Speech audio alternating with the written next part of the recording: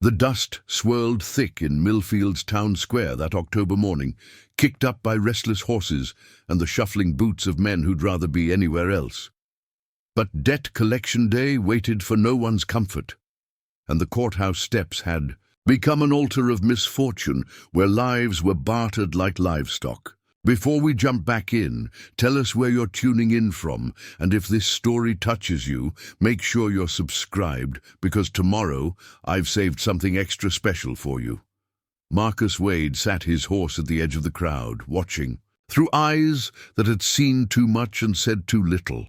His weathered hands rested easy on the saddle horn, but everything about his posture spoke of a man coiled tight as a spring.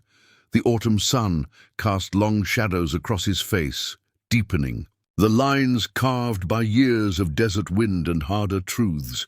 He hadn't planned on coming to town. The fences on his spread needed mending, and the cattle weren't going to brand themselves. But his mare had thrown a shoe 3 miles out, and fate had a way of dragging a man where he needed to be, whether he wanted it or not. The auctioneer's voice cracked through the morning air like a whip, sharp and businesslike. Next item, folks, lot 17. One Sarah Mitchell, age 22, and infant child. Recently widowed, no outstanding debts of her own, but bound by law to settle her late husband's obligations. Marcus's jaw tightened.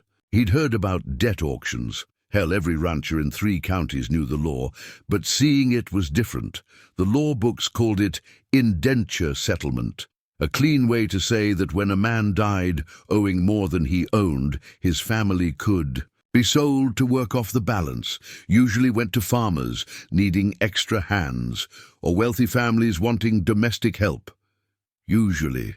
She stood on the platform like a broken bird trying to remember how to fly. Sarah Mitchell couldn't have weighed more than 100 pounds, soaking wet, her brown hair pulled back in a braid that had seen better days.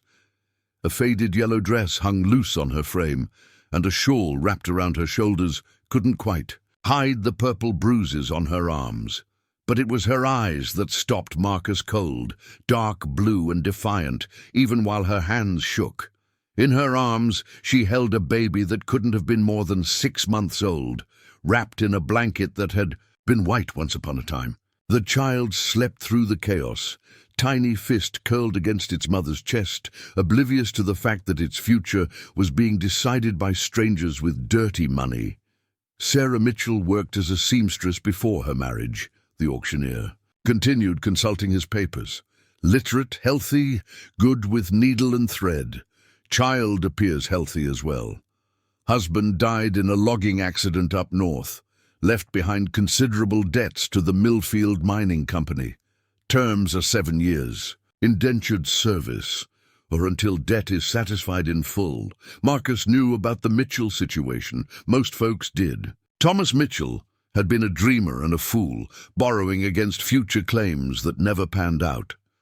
When a falling tree crushed him last spring, it left behind a widow, a baby, and enough debt to choke a horse. The mining company had been patient.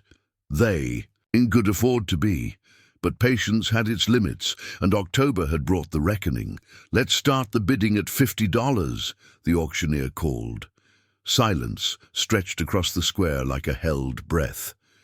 $50 was good money for 7 years of work, but everyone knew what they were really buying.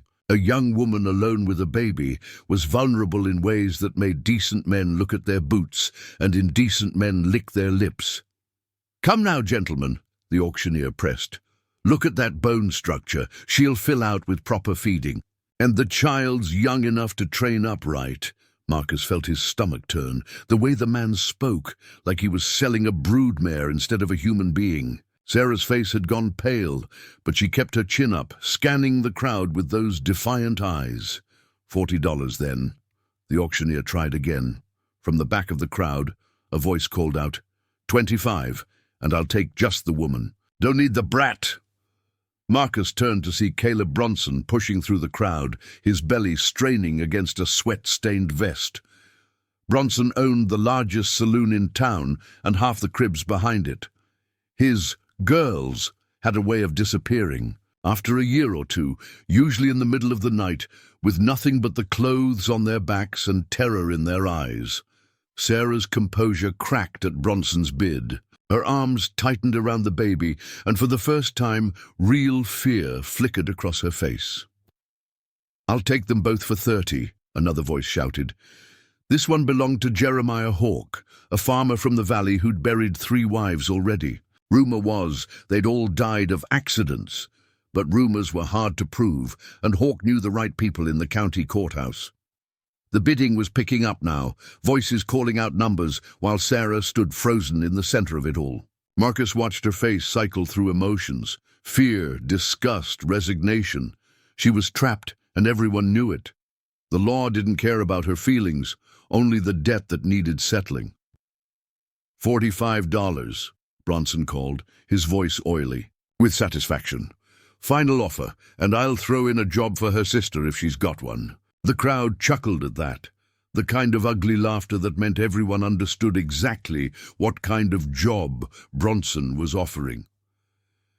Sarah's face went white as a sheet, and the baby stirred in her arms, sensing its mother's distress. Marcus had seen enough. He'd watched good men do nothing while evil flourished, had stood by while the weak were devoured by the strong. Not today. Not again. $100, he called out, his voice cutting through the chatter like a blade.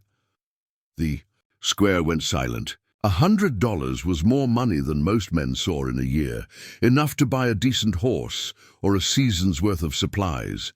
For an indenture contract, it was unheard of. The auctioneer blinked, clearly struggling to process the bid. "Did you say $100, Mr. Wade?" Marcus Wade. "And yes, $100 for both the woman and child." Bronson spun around, his face flushed red. "You can't be serious, Wade. That's throwing good money after bad." Marcus met his gaze steadily. "My money, my choice." "But why?" Hawk called out. "You have no need for domestic help.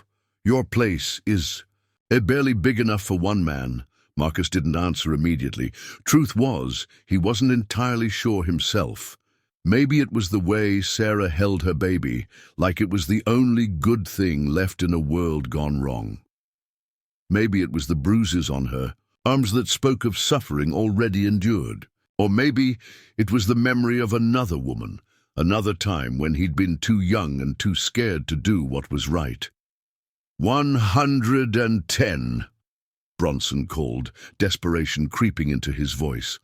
150, Marcus replied without hesitation. The crowd stirred uneasily. This wasn't how these things usually went. Debt auctions were supposed to be quick, efficient affairs where desperate people went to the lowest bidder. Marcus Wade was turning it into something else entirely. Sarah was staring at him now, those blue eyes trying to read his intentions. She'd probably learned not to trust men who made grand gestures.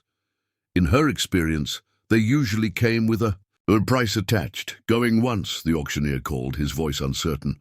200, Bronson snarled. The number hung in the air like smoke. $200 was serious money, the kind that could buy a man anything he wanted in a town like Millfield.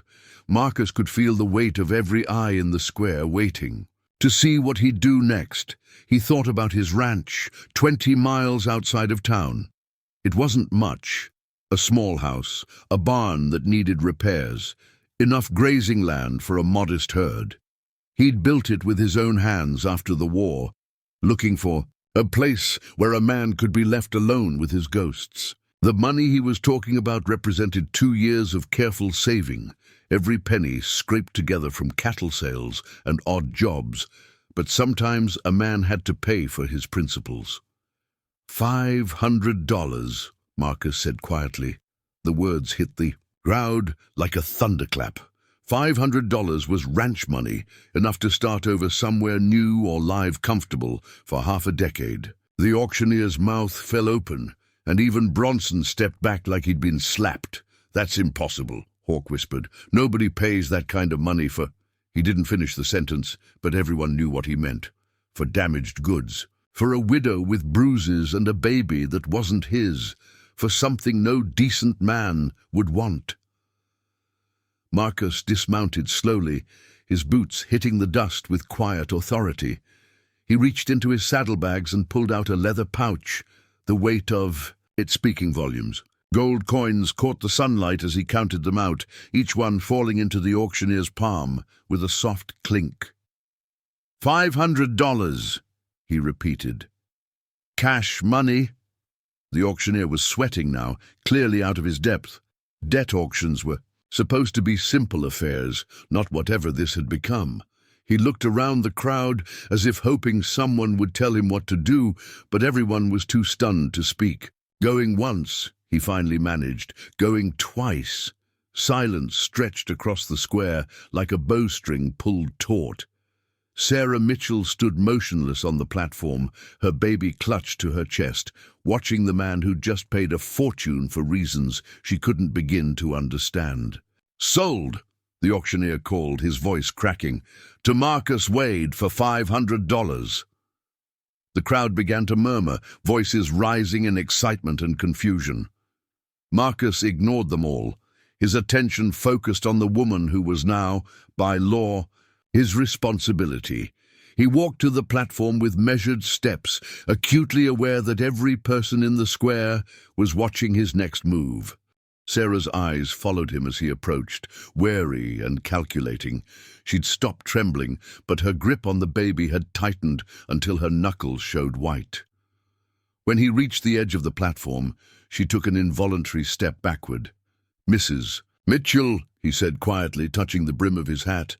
"I'm Marcus Wade." She studied his face for a long moment, searching for something. Whatever she found there must have surprised her, because some of the tension left her shoulders.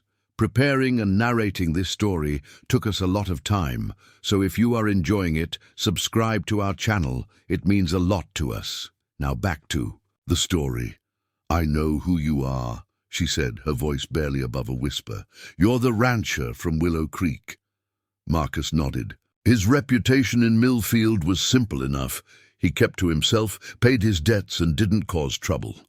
What people didn't know about were the nightmares that woke him in cold sweats, or the reason he'd chosen to live 20 miles from the nearest neighbor. "Your baby," he said, nodding toward the bundle in her arms. "Boy or girl?" "Girl," Sarah replied, a hint of warmth creeping into her voice. "Her name is Emma." "Emma's a good name."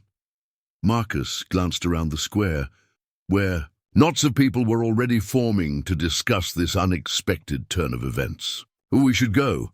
Townfolk have seen enough entertainment for one day." Sarah nodded but didn't move.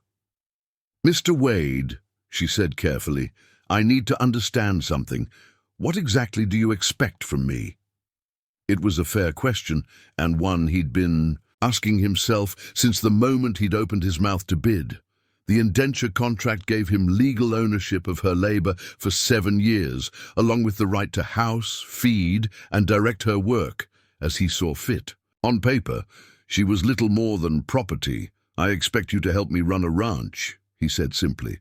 "Nothing more, nothing less." "And if I can't?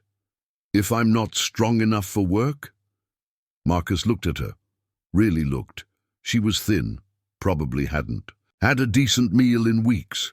The bruises on her arms were fading, but still visible, yellow-green reminders of violence endured. But there was steel in her spine and fire in her eyes, the kind that didn't break easy. "You're stronger than you think," he said, "and strength can be built." He held out his hand to help her down from the platform. She hesitated for a moment, then shifted the baby to one arm and accepted his assistance. Her fingers were rough from work, but delicate, and he could feel them trembling slightly as she stepped down. The crowd parted as they walked through the square, conversations dying as they passed. Marcus could feel the weight of their stares, the whispered speculations that would follow this day for years to come. A man didn't pay $500 for a woman and child without expecting something in return, and Millfield's residents would spend considerable time trying to figure out what that something might be. At the edge of the square, Marcus's horse waited patiently, reins looped over a hitching post. The mare was a sturdy bay with intelligent eyes and the kind of steady temperament that made her worth her weight in gold on long cattle drives. "Can you ride?" Marcus asked. Sarah nodded. "I grew up on a farm. Been riding since I was Emma's age." "Good." He untied the reins and held them out to her. "You take the horse, I'll walk." She stared at him in surprise. "That's your horse, and now she's yours to use. Ranch work requires transportation." Sarah accepted the reins with obvious reluctance, still trying to process this stranger who'd upended her world with a simple bid. She managed to mount despite the baby in her arms, settling into the saddle with practiced ease. Marcus began walking toward the road that led out of town, his long strides eating up the distance. Behind them, Millfield buzzed with excitement over the morning's unexpected drama. Ahead lay 20 miles of open country and the beginning of something neither of them fully understood. The baby, Emma, chose that moment to wake up, her eyes opening to reveal the same startling blue as her mother's. She looked around with the serious curiosity of the very young, taking in this new world of horse and sky and the strange man walking beside them. "She's beautiful," Marcus said, and meant it. Sarah's expression softened slightly. "She's everything good I have left." They walked in silence for a while, leaving the noise and judgment of Millfield behind. The road stretched ahead like a promise, dusty and uncertain, but leading somewhere new. And for the first time in months, Sarah Mitchell dared to hope that somewhere might be better than where she'd been. The sun climbed higher as they left Millfield's borders behind, painting the prairie grass in shades of gold and amber. Marcus kept his pace steady but unhurried, mindful of the woman and baby riding beside him. Every few minutes he'd glance up to check on Sarah, noting how she held herself in the saddle, straight-backed despite her exhaustion, alert to every sound and shadow. 20 miles stretched before them, enough distance for conversations that couldn't happen in town squares or under the weight of prying eyes. But Sarah seemed content with silence, her focus split between the baby in her arms and the landscape rolling past. It was Marcus who finally broke the quiet. "There's water in my pack if you need it," he said, nodding toward the saddlebags. "Food too, though it's nothing fancy." Sarah shook her head. "We're fine. For now." Her voice carried a caution he recognized, the wariness of someone who'd learned that accepting help often came with strings attached. He'd seen that same careful distance in the eyes of stray dogs and wounded soldiers, creatures who'd been hurt enough to know that kindness could be a trap. "Your husband," Marcus said carefully, "the logging accident. Were you there when it happened?" Sarah's hands tightened on the reins. For a moment, he thought she wouldn't answer. Then quietly, "No, they brought him home on a wagon. Said a tree fell the wrong way, crushed him instantly." She paused, staring ahead at the horizon. That was the story anyway. Something in her tone made Marcus look up sharply. "You don't believe it?" Sarah was quiet for so long, he thought she'd decided not to answer. When she finally spoke, her voice was barely above a whisper. "Thomas had been drinking more, getting angry. The bruises you probably saw back there, they weren't from any accident." Marcus felt something cold settle in his stomach. He'd suspected as much from the marks on her arms, but hearing it confirmed was different. "And you think the logging accident wasn't an accident either?" "I think Thomas made enemies, men who got tired of his drinking and his temper and his unpaid debts." Sarah shifted Emma to her other arm, the baby gurgling contentedly. "The mining company was pressing him hard. He owed money to half the businesses in town, and when he drank—" She trailed off, shaking her head. "He hurt you." It wasn't a question. Marcus had seen enough violence in his life to recognize its aftermath.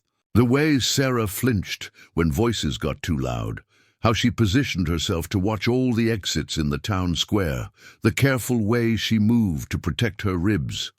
All told a story he wished he didn't know how to read. He wasn't always like that, Sarah said, though the words sounded hollow even to her.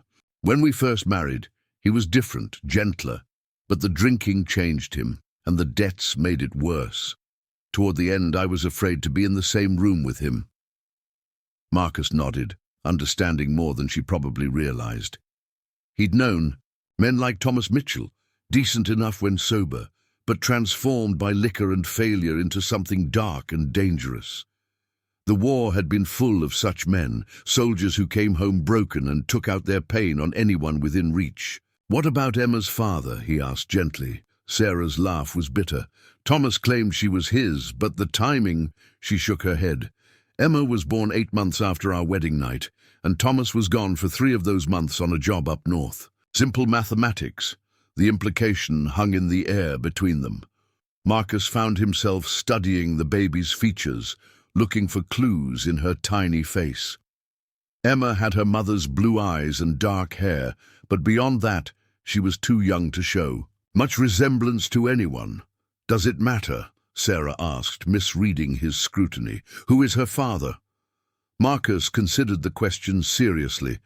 In the eyes of the law, Emma was Thomas Mitchell's child, which made her part of the debt Sarah owed. But laws were written by men who'd never stood on an auction block, never felt the weight of another person's life suddenly placed in their hands.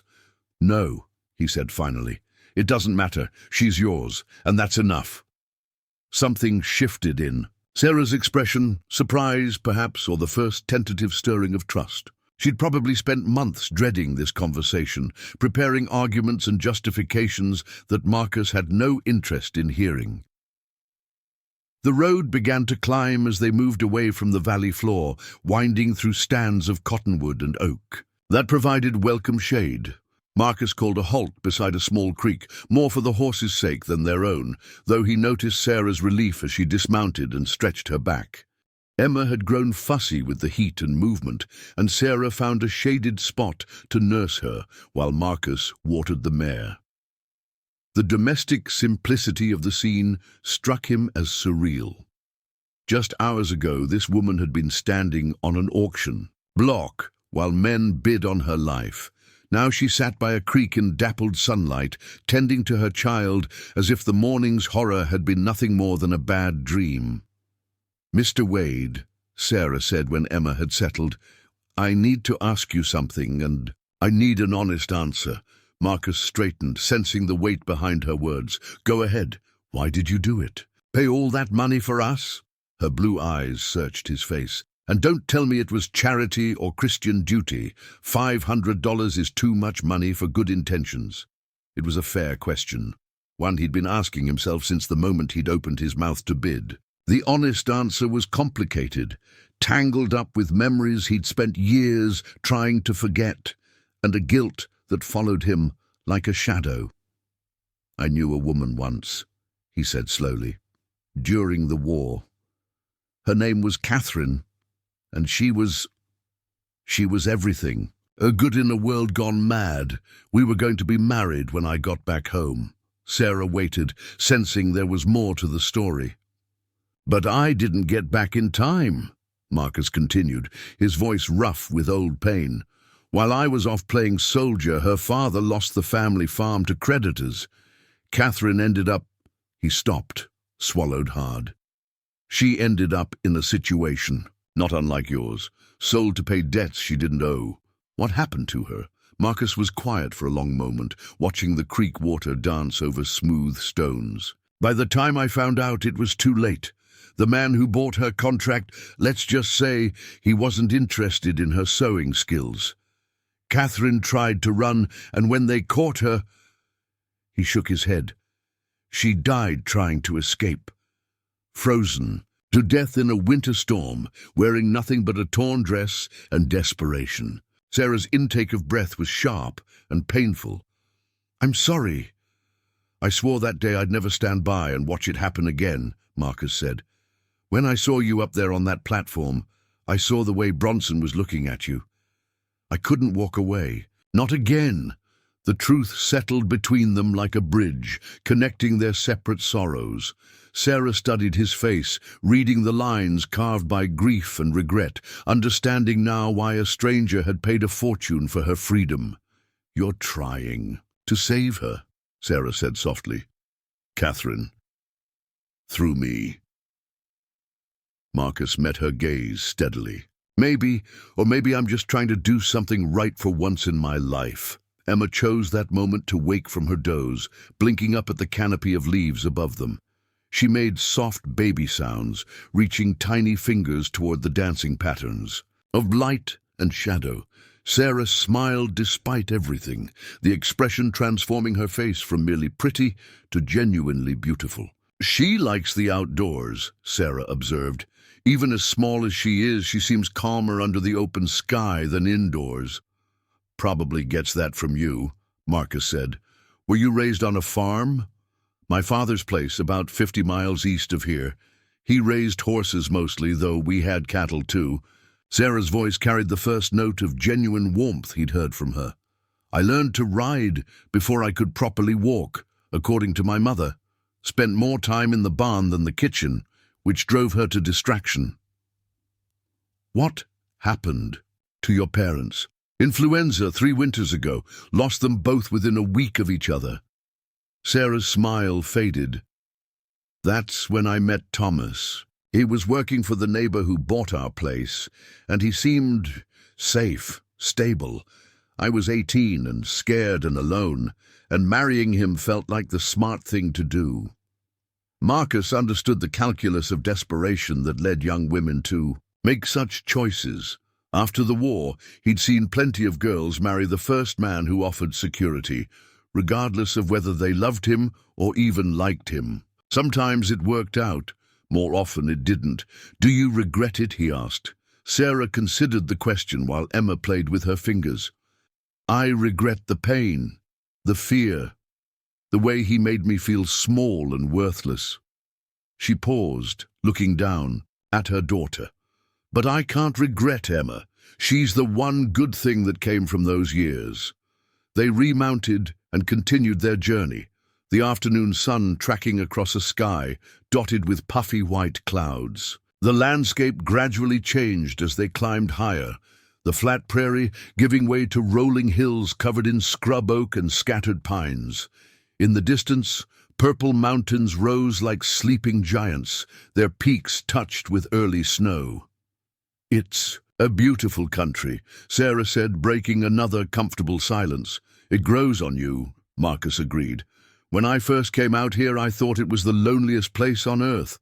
All that empty space, nothing but wind and grass for miles. But after a while, you start to appreciate the quiet, the way you can see trouble coming from a long way off. And the way you can see help coming too, I suppose." Marcus glanced up at her, surprised by the observation. "I hadn't thought of it that way, but yes, there's honesty in an open country. Things are what they appear to be. Unlike people. Unlike some people," he corrected. "Though I find most folks are pretty transparent if you know how to look." They crested a hill, and Marcus pointed toward a cluster of buildings nestled in a green valley below. "There, that's home." Sarah leaned forward in the saddle, studying the spread with interest. It wasn't large, a modest house with a covered porch, a barn that looked sturdy if not fancy, and several outbuildings scattered around a central yard. Cattle grazed in fenced pastures, and she could see the gleam of water from what looked like a decent-sized pond. "It's lovely," she said, and meant it. The place had a settled, comfortable look that spoke of care and attention. Nothing fancy, but everything in its proper place. "It's not much, but it's paid for," Marcus said with quiet pride. "Built most of it myself after I got out of the army.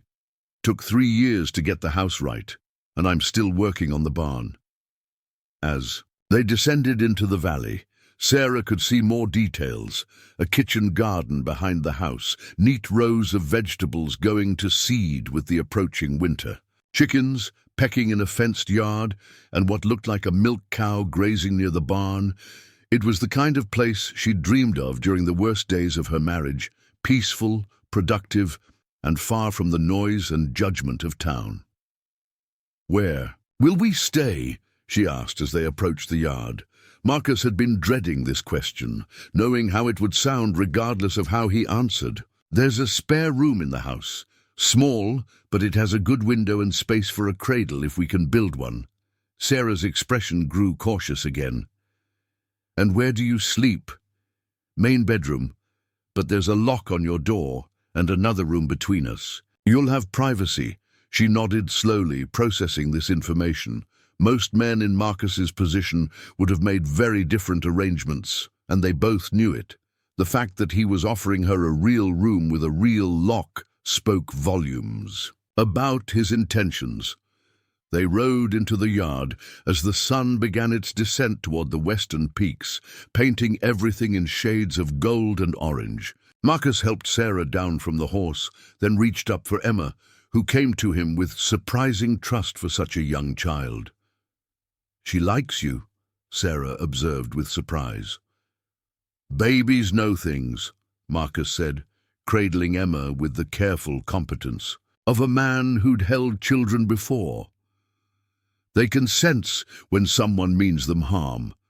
Standing there in the fading light, holding another man's child while her mother watched with cautious hope, Marcus felt something shift inside his chest. For the first time since Catherine's death, the future didn't look like an endless repetition of solitary days and empty nights. Maybe he was saving Catherine through Sarah, as she'd suggested. Or maybe he was just finally learning to save himself. Either way, the isolation that had defined his life for so long was about to end. Whether that would prove to be a blessing or a curse remained to be seen, but as Emma reached up to touch his face with tiny fingers, Marcus found himself hoping for the former. The wind picked up as evening approached, carrying the scent of coming rain and the promise of change. In the distance, thunder rumbled like a warning, but for now the storm was still far away. The spare room held the musty smell of disuse and old memories. Sarah stood in the doorway, Emma sleeping against her shoulder, taking in the simple furnishings: a narrow bed with a faded quilt, a wooden chest beneath the single window, and a small table that would serve as a changing station. Sunlight streamed through glass that hadn't been cleaned in months, casting everything in a golden haze. "It's not much," Marcus said from behind her, his voice uncertain. "I haven't had occasion to use this room in years." Sarah ran her fingers along the windowsill, feeling the accumulated dust. "It's perfect. More space than Emma and I have had in months." She turned to face him. "Whose room was it?" Marcus hesitated, his jaw tightening almost imperceptibly. "My brother's. David. He lived here for a while after the war before he trailed off, leaving the sentence unfinished. Before he decided ranch life wasn't for him." The words came out flat, emotionless, but Sarah caught the undercurrent of pain. Whatever had happened between the brothers, it still carried weight. Emma stirred in her arms, making the soft whimpering sounds that meant she'd be demanding attention soon. Sarah moved to the bed and laid her down gently, using pillows to create barriers so the baby couldn't roll off. It was a practiced routine that spoke of months spent making do with inadequate arrangements. "I should probably start earning my keep," Sarah said, straightening. "What needs to be done around here?" Marcus frowned. "You just arrived. Emma needs tending to, and you must be exhausted from the journey." "I'm not an invalid, Mr. Wade. The contract specifies 7 years of labor in exchange for the debt settlement. I intend to honor that agreement." Her formal tone created distance between them, and Marcus realized she was retreating behind the safety of legal obligations. After the intimacy of their conversation by the creek, she was reasserting the boundaries of their arrangement: employer and indentured servant, nothing more. "The chickens need feeding," he said finally. "And there's Laundry that's been piling up, but nothing that can't wait until tomorrow. Sarah nodded crisply. I'll start first thing in the morning then. What time do you usually rise? Before dawn, but there's no need for you to. I'm not asking for special treatment. Her voice carried a sharp edge that reminded him of a blade being honed. I'll pull my weight, same as any hired hand, Marcus wanted to argue, to tell her that caring for an infant was work enough, but something in her posture warned him off. Sarah was drawing lines, establishing rules that would govern their interaction. Push too hard now, and she'd retreat further behind walls he might never breach. Supper's in an hour, he said instead. Nothing fancy, but there's plenty. After. He left. Sarah sat heavily on the bed, feeling the weight of the day settle on her shoulders like a lead blanket. The room was quiet, except for Emma's soft breathing and the distant lowing of cattle in the pastures. Through the window, she could see Marcus moving around the barn, tending to his evening chores with the methodical efficiency of a man long accustomed to solitude. What had she gotten herself into? This morning she'd been resigned to a fate that would have separated her from Emma and likely ended with her death in some frontier brothel. Now she was in a stranger's house, owing him a debt so large it made her head spin, dependent on his continued goodwill for her very survival. The man seemed decent enough, more than decent, if his story about Catherine was true. But Sarah had learned the hard way that men could present one face to the world while hiding monsters behind their eyes. Thomas had been charming during their courtship, attentive and gentle right up until the wedding night, when she'd discovered what kind of man she'd really married. Emma woke with a cry that demanded immediate attention. Sarah picked her up, settling into the routine of feeding and changing that divided her days into manageable segments. The baby was the one constant in her life, the anchor that kept her from drifting into despair during the darkest moments. "What do you think of our new situation, little one?" she whispered as Emma nursed. "Think we can trust him? Think he's really as good as he seems?" Emma's only response was to grip Sarah's finger with surprising strength, her blue eyes fixed on her. Mother's face, with the intense focus that babies brought to important tasks, like eating. A knock on the door interrupted the peaceful moment. "Mrs. Mitchell, supper's ready." Sarah called back that she'd be there in a moment, then carefully arranged Emma in the center of the bed, surrounded by pillows. The baby had fallen asleep again, worn out by the day's adventures. With luck, she'd stay down for a few hours. The main room of the house was larger than Sarah had expected, with a stone fireplace dominating one wall and a dining table that could seat 6 people comfortably. The kitchen was well equipped, with a modern stove and plenty of storage. It was the home of a man who took pride in his surroundings, even if he lived alone. Marcus had set 2 places at the table, with a simple meal of beef stew and fresh bread already served. The smell made Sarah's stomach growl audibly, reminding her that she'd eaten nothing since dawn. "This looks wonderful," she said, taking the seat he indicated. "It's just leftover stew from yesterday. Nothing special." But it was special to Sarah, who hadn't tasted beef in months. The meat was tender, the vegetables perfectly cooked, and the bread was still warm from the oven. She had to force herself to eat slowly, to maintain some semblance of dignity instead of wolfing down the food like the starving woman she was. "You're a good cook," she said, after the first few bites. Marcus shrugged.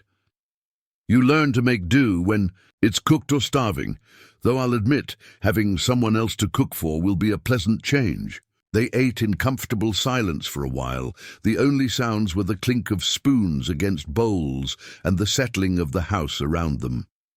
Outside, the wind had picked up, whistling through the eaves and rattling the windows. Storm weather, coming in fast from the west. "Tell me about the ranch," Sarah said eventually. "How many cattle do you run?" "About 200 head, mostly longhorns with some crossbred stock. It's not a large operation, but it pays the bills and leaves enough for improvements." Marcus pushed stew around his bowl thoughtfully. I've been thinking about expanding, maybe building up the horse breeding side of things. There's good money in quality stock, and the army's always looking for reliable mounts. You know horses? Cavalry, he said simply. Spent 4 years learning which end bites and which end kicks. After the war, I figured it was one of the few skills I had that might translate to civilian life.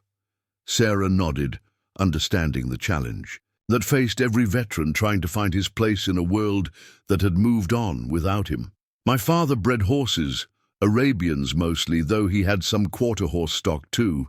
I grew up thinking everyone knew how to read bloodlines and spot good conformation. Marcus looked up with interest. Your father had Arabians? That's expensive breeding stock. He inherited the foundation mares from his father, who bought them from a Syrian trader back in the 30s. Papa built the whole operation around those. Bloodlines.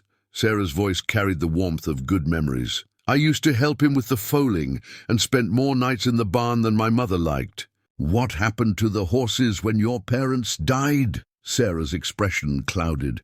Sold to pay debts, same as everything else. Papa had borrowed against the land during a bad year, and when the influenza took him, the bank called in the notes.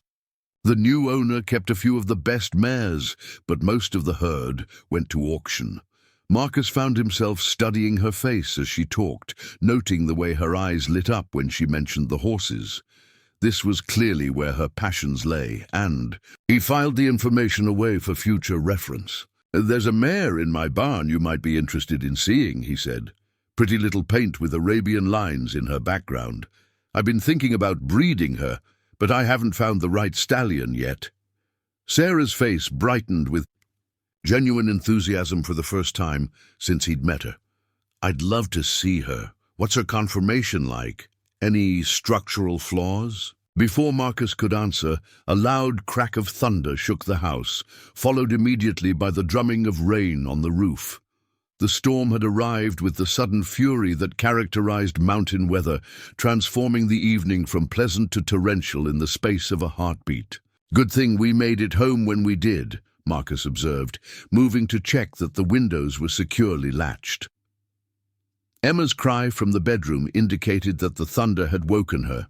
Sarah started to rise, but Marcus waved her back to her seat. Finish. Your supper. I'll check on her. He returned a few minutes later with Emma in his arms, the baby wide-eyed but no longer crying. She seemed fascinated by the sound of rain on the roof, turning her head to follow the patterns of noise above them. She doesn't seem frightened by the storm, Marcus observed, settling into his chair with Emma cradled against his chest. She's been through worse than a little thunder, Sarah said quietly.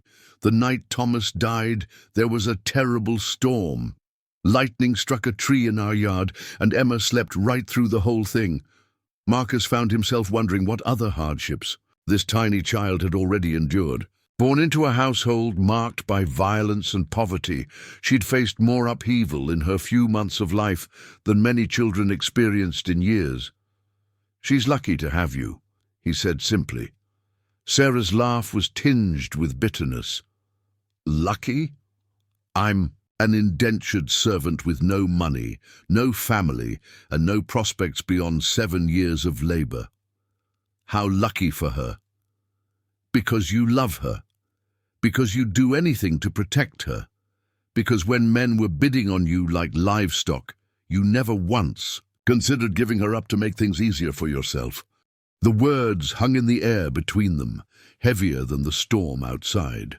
Sarah stared at him, her blue eyes wide with something that might have been surprise or gratitude or simple exhaustion.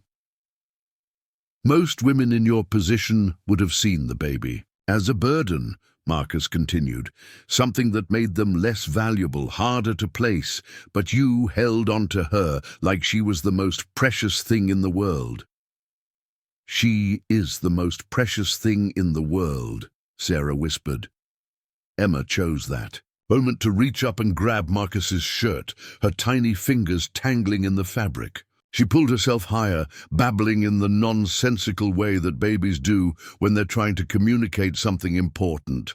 I think she likes you, Sarah said, watching the interaction with a mixture of wonder and wariness. The feelings mutual. Marcus gently disentangled Emma's fingers from his shirt, but she immediately grabbed for his thumb instead, holding on with the determined grip that babies use to make their needs known. The domestic scene felt surreal to Sarah, sitting at a proper table, eating a decent meal, watching a man hold her daughter with genuine affection instead of irritation or disgust. For a moment, she allowed herself to imagine what it would be like if this were real, if she were here by choice instead of legal obligation. But fantasies were dangerous for women in her position. Better to focus on the practical realities of their arrangement, the boundaries that needed to be maintained for everyone's protection. "I should put her down for the night," Sarah said, reaching for Emma. Marcus handed the baby over reluctantly. "If you need anything during the night, extra blankets, whatever, don't hesitate to wake me." Sarah nodded, but they both knew she wouldn't. She'd learned to handle nighttime challenges on her own, had spent too many years tiptoeing around a man's temper to risk disturbing anyone's sleep now. Back in the spare room, she settled Emma into an improvised cradle made from a dresser drawer lined with soft blankets. The baby protested briefly, then succumbed to the exhaustion of a long day. Rain continued to pound against the window, but the house felt solid and secure around them. Sarah sat on the edge of the bed, listening to the storm and trying to process the day's events. This morning, she'd been facing a future that terrified her. Now she was in a comfortable room with a full stomach and a baby sleeping peacefully nearby. The change was so dramatic, it felt like a dream. But dreams had a way of turning into nightmares, and Sarah had learned not to trust good fortune. Men like Marcus Wade didn't exist in her experience, decent, honorable, asking for nothing in return for their generosity. There had to be a catch, some expectation or demand that hadn't been voiced yet. The question was whether she'd be able to navigate whatever came next without losing herself or Emma in the process. 7 years was a long time to maintain careful boundaries, especially when those boundaries were the only thing standing between her and complete dependence on a man's goodwill. Outside, lightning split the sky, illuminating the valley in stark black and white. Thunder followed close behind, a rumbling promise that the storm was far from over. Sarah pulled the quilt up to her chin and tried to sleep, but her mind kept circling around the same question that had plagued her since the auction block. What did Marcus Wade really want from her? And when would she find out? 3 weeks into October brought the first hard frost, and with it, a routine that shaped their days like clockwork. Sarah rose before dawn to tend Emma, then moved through the house with quiet efficiency, stoking the fire, starting coffee, preparing breakfast before Marcus returned from his morning rounds of the cattle. They'd fallen into this pattern without discussion, each finding their place in the rhythm of ranch life. Sarah discovered she had a gift for organization that the bachelor household had desperately needed. She sorted through years of accumulated clutter, mending clothes that had been abandoned as hopeless, scrubbing floors that hadn't seen proper attention since Marcus built the place. But it was in the barn where she truly came alive. The paint mare Marcus had mentioned was everything Sarah had hoped for and more. 16 hands of perfectly balanced conformation with the refined head and arched neck that spoke to her Arabian heritage. Her coat was a stunning combination of white and deep chestnut, splashed in patterns that would have made Sarah's father weep with joy. "Her name's Dancer," Marcus said, watching Sarah run expert hands over the mare's legs, checking for any signs of weakness or old injury. "Bought her from a traveling horse trader who was down on his luck." "He was a fool to sell her," Sarah murmured, noting the mare's gentle temperament and intelligent eyes. "She's got champion bloodlines written all over her. Look at this shoulder. Angle, the depth of chest, she'd throw magnificent foals." Marcus leaned against the stall door, content to watch Sarah work. Over the past 3 weeks, he'd seen her transform from the frightened woman on the auction block into someone confident and capable. She moved around the barn like she belonged there, her knowledge of horses evident in every gesture. "What do you think she needs?" he asked. "A good stallion and someone who understands her value." Sarah stepped back, wiping her hands on the leather apron she'd taken to wearing for barn work. The trader probably had her bred to whatever was convenient. She deserves better. There's a stallion over at Henderson Place, about 30 miles east. Arabian Spanish cross, supposed to have excellent bloodlines. Think it might be worth a look? Sarah's eyes lit up with enthusiasm that made her look years younger. Could we? Would you consider it? The eagerness in her voice caught at something in Marcus's chest. When was the last time he'd seen anyone get that excited about anything? "I don't see why not. The fall work is mostly done, and I've been meaning to pay Henderson a visit anyway." Their conversation was interrupted by the sound of approaching horses. Marcus frowned, moving to the barn door to peer out at the yard. 3 riders were coming up the lane, moving with the purposeful pace of men on business. He recognized the lead rider immediately, Sheriff Tom Bradley, a decent man who'd known Marcus since his army days. "Stay here," Marcus told Sarah, but she was already moving to the back of the barn, instinctively seeking shadows when strange men appeared. Marcus walked out to meet the riders, noting the tension in their postures. Behind Bradley rode 2 men Marcus didn't recognize, one older with silver hair and expensive clothes, the other younger with the soft look of someone who'd never done hard labor. "Marcus," Bradley said, touching the brim of his hat, "sorry to bother you, but we need to have a word." "Light down, then," Marcus replied, though his tone was less than welcoming. "Coffee's on if you want some." The older man dismounted with the careful movements of someone who wasn't comfortable on horseback. "I'm Edgar Whitman, from the Territorial Legal Office.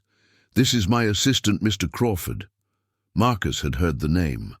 Whitman was known throughout the territory as a lawyer who specialized in mining claims and property disputes. Rich men hired him when they wanted problems to disappear quietly and permanently. "What brings you out to my place, Mr. Whitman?" The lawyer pulled a leather portfolio from his saddlebags, extracting several official-looking documents. "I'm here on behalf of the Millfield Mining Company regarding Sarah Mitchell and her child." Marcus felt his jaw tighten. "What about them?" "There seems to have been an irregularity in the debt auction proceedings," Whitman said smoothly.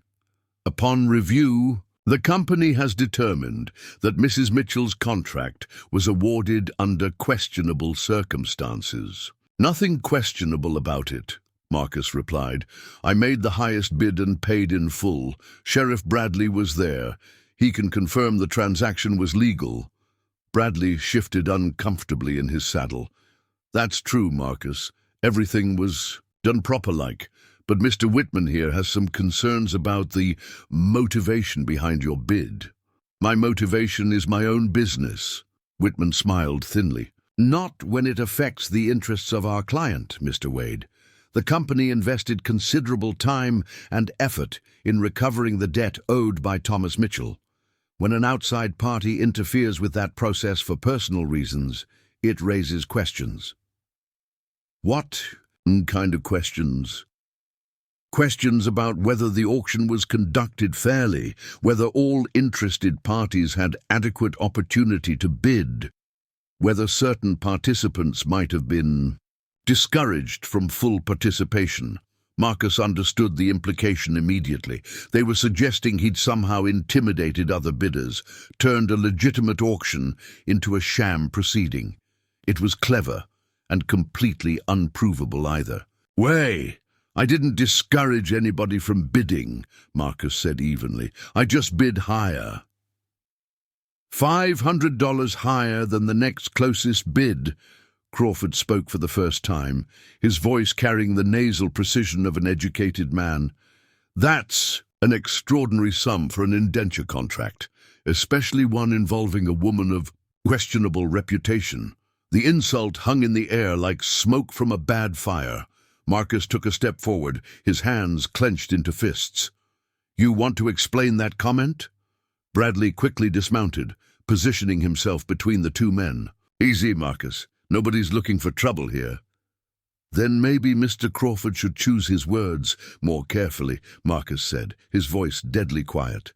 Whitman cleared his throat, clearly eager to move the conversation away from potential violence.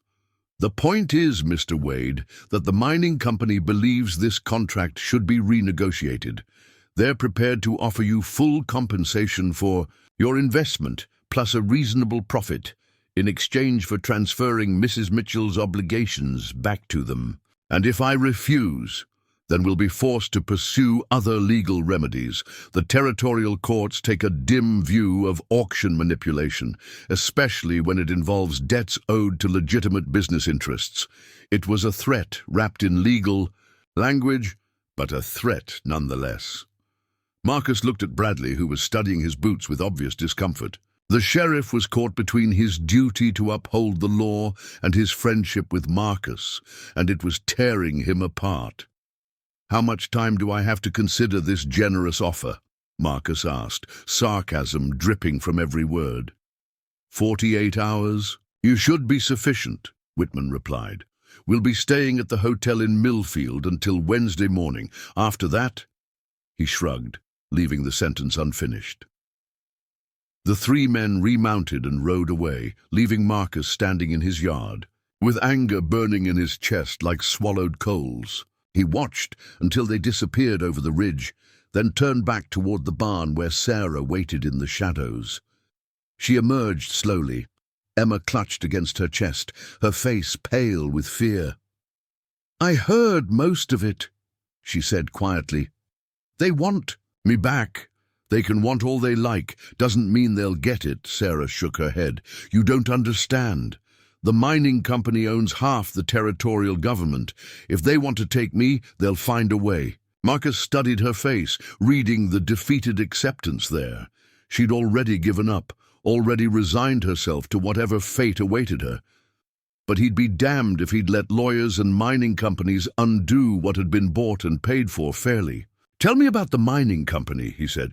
"What exactly did Thomas owe them?" Sarah shifted Emma to her other arm, the baby fussing at the tension in her mother's voice. "Everything, near as I could tell. He took money for equipment he never bought, wages for shifts he never worked. Toward the end, he was gambling away their advances before he even earned them." "How much?" "They claimed it was $800, but Thomas said they were padding the numbers. He thought the real debt was closer to half that." Sarah looked up at him with desperate eyes. "Either way, it's more money than we'll ever see. More than you should have to pay for someone else's mistakes." Marcus was quiet for a long moment, thinking through the implications. $800 was serious money, enough to buy a small ranch or start a substantial business. The mining company hadn't pursued the debt out of charity. They expected to recoup their investment, and then some through Sarah's labor. "There's something else," Sarah said reluctantly. "Something I didn't tell you before." Marcus waited, sensing that whatever came next would change everything. Thomas wasn't just stealing from the company. He was selling information to their competitors, details about new claims, survey reports, things like that. When they found out, she swallowed hard. "I think that's why he really died. Not an accident, not even an angry creditor. I think the company had him killed to protect their interests." The pieces fell into place with sickening clarity. The mining company hadn't just lost an employee, they'd lost a security risk who could have exposed their operations to competitors. Killing him solved that problem, but it left them with a debt they still wanted to collect, and a widow who might know more than was safe. "What did you know about his activities?" Marcus asked. "Nothing, I swear. Thomas never talked business with me, especially not toward the end, but they might not believe that." Sarah's voice dropped to a whisper. "They might think I have documents or names or something that could hurt them." Marcus felt the ground shifting beneath his feet. What had started as a simple act of conscience was becoming something far more complicated and dangerous. The mining company wasn't just seeking to recover a debt. They were trying to tie up loose ends that could threaten their entire operation. "We need to be smart about this," he said finally. "If they killed Thomas, they won't hesitate to come after you, if they think you're a threat. Which is why you should let them have me," Sarah said, her voice flat with resignation. "Take their money and walk away. You've done more than enough already." Marcus looked at her standing there in the barn doorway, holding her baby and waiting for him to abandon her like everyone else in her life had done. The morning sun cast her in golden light, highlighting the determined set of her jaw despite the fear in her eyes. "No," he said simply. "Marcus, please, be reasonable. They have lawyers, and money and connections. What do we have?" Marcus smiled grimly. "We have the truth, and sometimes that's enough." That evening brought visitors of a different sort.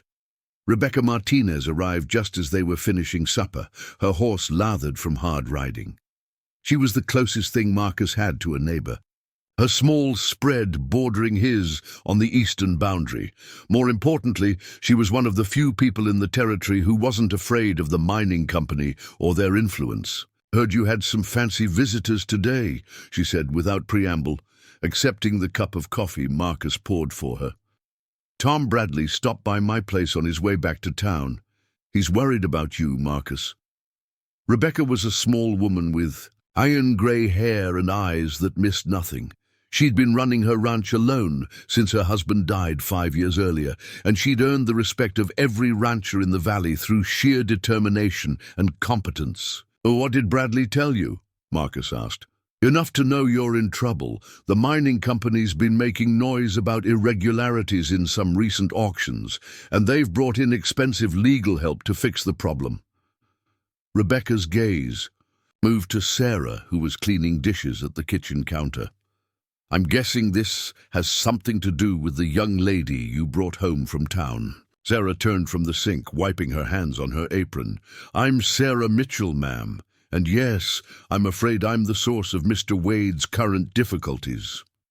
Rebecca studied her for a moment, taking in the bruises that were still fading and the way Sarah held herself, protective, wary but not broken. "You're the widow from the debt auction. Heard that was quite a show Marcus put on."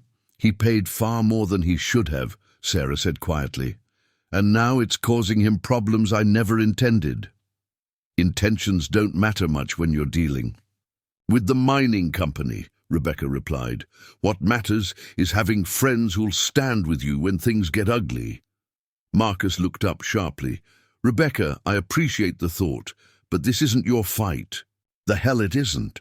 Rebecca's voice carried the authority of someone accustomed to command. "The mining company's been pushing people around this valley for too long, using lawyers and threats to get what they want. It's time somebody pushed back." Sarah felt a flutter of hope in her chest, quickly suppressed. She'd learned not to trust in rescue, especially from unexpected sources. What could you possibly do against their lawyers and money? Rebecca smiled, and it wasn't entirely pleasant. "Honey, I've been fighting powerful men since before you were born. The trick isn't matching their resources. It's making the cost of victory higher than they're willing to pay." Over the next hour, Rebecca outlined a strategy that was both simple and audacious.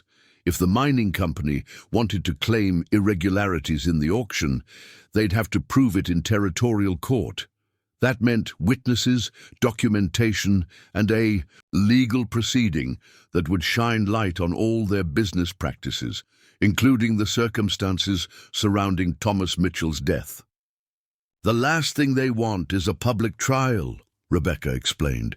"Too many questions, too much scrutiny.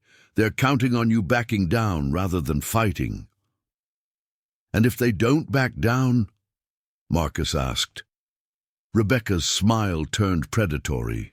"Then we make sure the trial becomes very expensive and very public. I know 3 territorial judges who owe me favors, And I've got documentation on mining company practices that they'd rather keep private. Sarah listened to the conversation with growing amazement. Here were two people willing to risk everything, to help a stranger, asking for nothing in return, except the satisfaction of standing against injustice. It was so far outside her experience that she hardly knew how to process it. "Why?" she asked finally. "Why would you do this for me?" Rebecca looked at her with something that might have been maternal affection. "Because somebody has to. Because letting them win this time makes it easier for them to win the next time. And because—" she paused, choosing her words carefully. "Because I lost a daughter to men like the ones who killed your husband. I couldn't save her, but maybe I can save you." The room fell silent, except for the crackling of the fire and Emma's soft breathing from her makeshift cradle. Outside, the first winter wind rattled the windows, carrying the promise of harder times ahead. But for the first time, since the lawyers had ridden into the yard, Sarah dared to hope that maybe, just maybe, they might find a way to fight back. The 48 hours passed like a fever dream, filled with frantic preparation and whispered strategy sessions.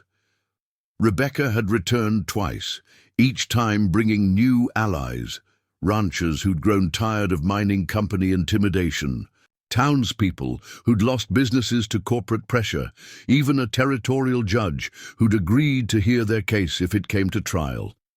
But Marcus knew it wouldn't come to trial. The mining company would make their move long before any courtroom proceedings could begin. Men like Edgar Whitman didn't make threats they weren't prepared to enforce, and wealthy corporations didn't wage legal battles when violence was cheaper and more certain. Sarah sensed it too. She moved through the house like a woman preparing for siege, checking locks, counting ammunition, watching the horizon for signs of approaching riders. Emma seemed to absorb her mother's tension, fussing more than usual and clinging to Sarah with desperate fingers. "Maybe I should take Emma and disappear," Sarah said on Tuesday evening, holding her daughter while staring out the kitchen window. "Just slip away in the night and let you deal with the lawyers without us complicating things." Marcus looked up from the rifle he was cleaning at the kitchen table. "And where? You have no money, no supplies, and a baby to care for. You wouldn't last a week on your own." "I lasted longer than that with Thomas. Thomas wasn't actively hunting. You with hired guns and legal warrants." The harsh truth settled between them like cold smoke. Sarah had spent her marriage learning to survive day by day, but this was different. The mining company had resources that dwarfed anything a drunken husband could bring to bear, and they had no reason to keep her alive once they'd eliminated the perceived threat she represented. "I never should have involved you in this," Sarah said, her voice thick with guilt. "You tried to do something decent, and now you might lose everything because of my problems." Marcus set down the rifle and moved to stand beside her at the window. Outside, the last light of day painted the valley in shades of gold and crimson, beautiful and deceptively peaceful. "You didn't involve me," he said quietly. "I involved myself, and I'd do it again, knowing everything I know now." Sarah turned to look at him, searching his face for signs of regret or resentment. Instead, she found something that made her chest tight with emotions she'd thought dead and buried. Why? Why risk so much for people you barely know? Marcus was quiet for a long moment, watching the shadows lengthen across his land. "Because Catherine died alone and afraid, and I wasn't there to help her. Because sometimes a man gets a chance to do the right thing, and if he doesn't take it, he's not much of a man at all." Before Sarah could respond, the sound of horses echoed across the valley, not the measured pace of ranch work, but the urgent rhythm of men riding hard with purpose. Marcus moved quickly to the window, counting silhouettes against the darkening sky. 8 riders, he said grimly, coming fast. Sarah clutched Emma tighter, her face pale but determined. The mining company, too many for just lawyers. Marcus grabbed his rifle and checked the chamber. "They're bringing force this time." The riders approached in formation, spreading out as they neared the house in a pattern that spoke of military training. Marcus recognized the tactic: surround the target, cut off escape routes, present overwhelming force to discourage resistance. He'd used it himself during the war, back when he was fighting for causes he believed in. "Get in the back room with Emma," he told Sarah. "Bar the door and don't come out no matter what you hear." Sarah shook her head. "I won't hide while you face this alone. You'll do exactly that if you want your daughter to see in the morning." Marcus's voice carried the harsh authority of a man accustomed to being obeyed under fire. "This isn't about courage, Sarah. It's about keeping Emma safe." The truth of his words hit home. Sarah nodded reluctantly and retreated to the bedroom, Emma whimpering in her arms, as if sensing the danger that surrounded them. Marcus heard the scrape of furniture being dragged across the floor as Sarah barricaded the door. The riders reined in just outside the circle of light cast by the house's windows. Marcus stepped onto the porch, rifle held casually but ready, and studied the faces of the men who'd come calling. Most were strangers, hired guns with cold eyes and worn gun belts. But Edgar Whitman sat his horse in the center of the group, looking uncomfortably out of place among the hard men he'd brought with him. "Mr. Wade," Whitman called out, his voice strained, "I trust you've had time to consider our offer." "I have," Marcus replied, "and my answer is no." A murmur ran through the hired guns, hands shifting closer to weapons. These men had expected intimidation to carry the day, not armed resistance from a single rancher. "That's unfortunate," Whitman said. "I was hoping we could resolve this matter civilly." "Nothing civil about what you're proposing." Marcus let his gaze sweep across the assembled gunmen. 8 against 1 seems like poor odds for civilized conversation. One of the hired guns urged his horse forward, a lean man with pale eyes and scars that spoke of violence as a profession. "Maybe we should just take what we came for and be done with it." Whitman held up a restraining hand. "Patience, Mr. Crane. The law must be observed, even in these circumstances." Crane's laugh was ugly. "The law's whatever you pay it to be. We both know how this ends." Marcus recognized the type. A killer who enjoyed his work. The kind of man who'd escalate violence for the simple pleasure of watching blood flow. The mining company had chosen their enforcer well, sending someone who wouldn't be troubled by moral qualms or second thoughts. "Before we proceed," Whitman said, pulling documents from his coat, "I have here a warrant for the arrest of Sarah Mitchell on charges of theft and conspiracy to defraud the Millfield Mining Company. The territorial judge has authorized us to take her into custody for immediate transport to the territorial capital." Marcus felt his blood turn to ice. A warrant changed everything, gave them legal cover for whatever came next. Even if he killed half of them, they could claim they were acting under court authority when they broke down his door and dragged Sarah away. "Let me see that warrant," he said. Whitman urged his horse closer, close enough for Marcus to read the official-looking document. The language was dense with legal terminology, but the intent was clear. Sarah was accused of conspiracy with her late husband to defraud the mining company, and the court had authorized her immediate arrest. "This is dated yesterday," Marcus observed. "Funny how quickly justice moves when you have money to grease the wheels. The law operates on its own schedule," Whitman replied smoothly. "Now, if you'll step aside, we'll collect Mrs. Mitchell and conclude our business here." Marcus didn't move. "And if I refuse?" Crane's hand dropped to his gun butt. "Then we'll conclude it anyway, just messier." The standoff stretched taut as a bowstring, 8 armed men facing one across a yard that suddenly felt smaller than a coffin. Marcus calculated distances, cover, angles of fire. He might take 2 or 3 of them before they overwhelmed him, but that wouldn't save Sarah or Emma from whatever fate awaited them. That's when the first rifle shot echoed across the valley. The beep sound came from the ridge above the house, followed immediately by a second shot from the opposite direction. One of the hired guns cried out and toppled from his saddle, clutching a wounded shoulder. The others spun their horses, searching for threats they couldn't see. "What the hell?" Crane started, then pitched sideways as a third shot took his hat clean off his head. More shots rang out, coming from at least 6 different positions around the valley.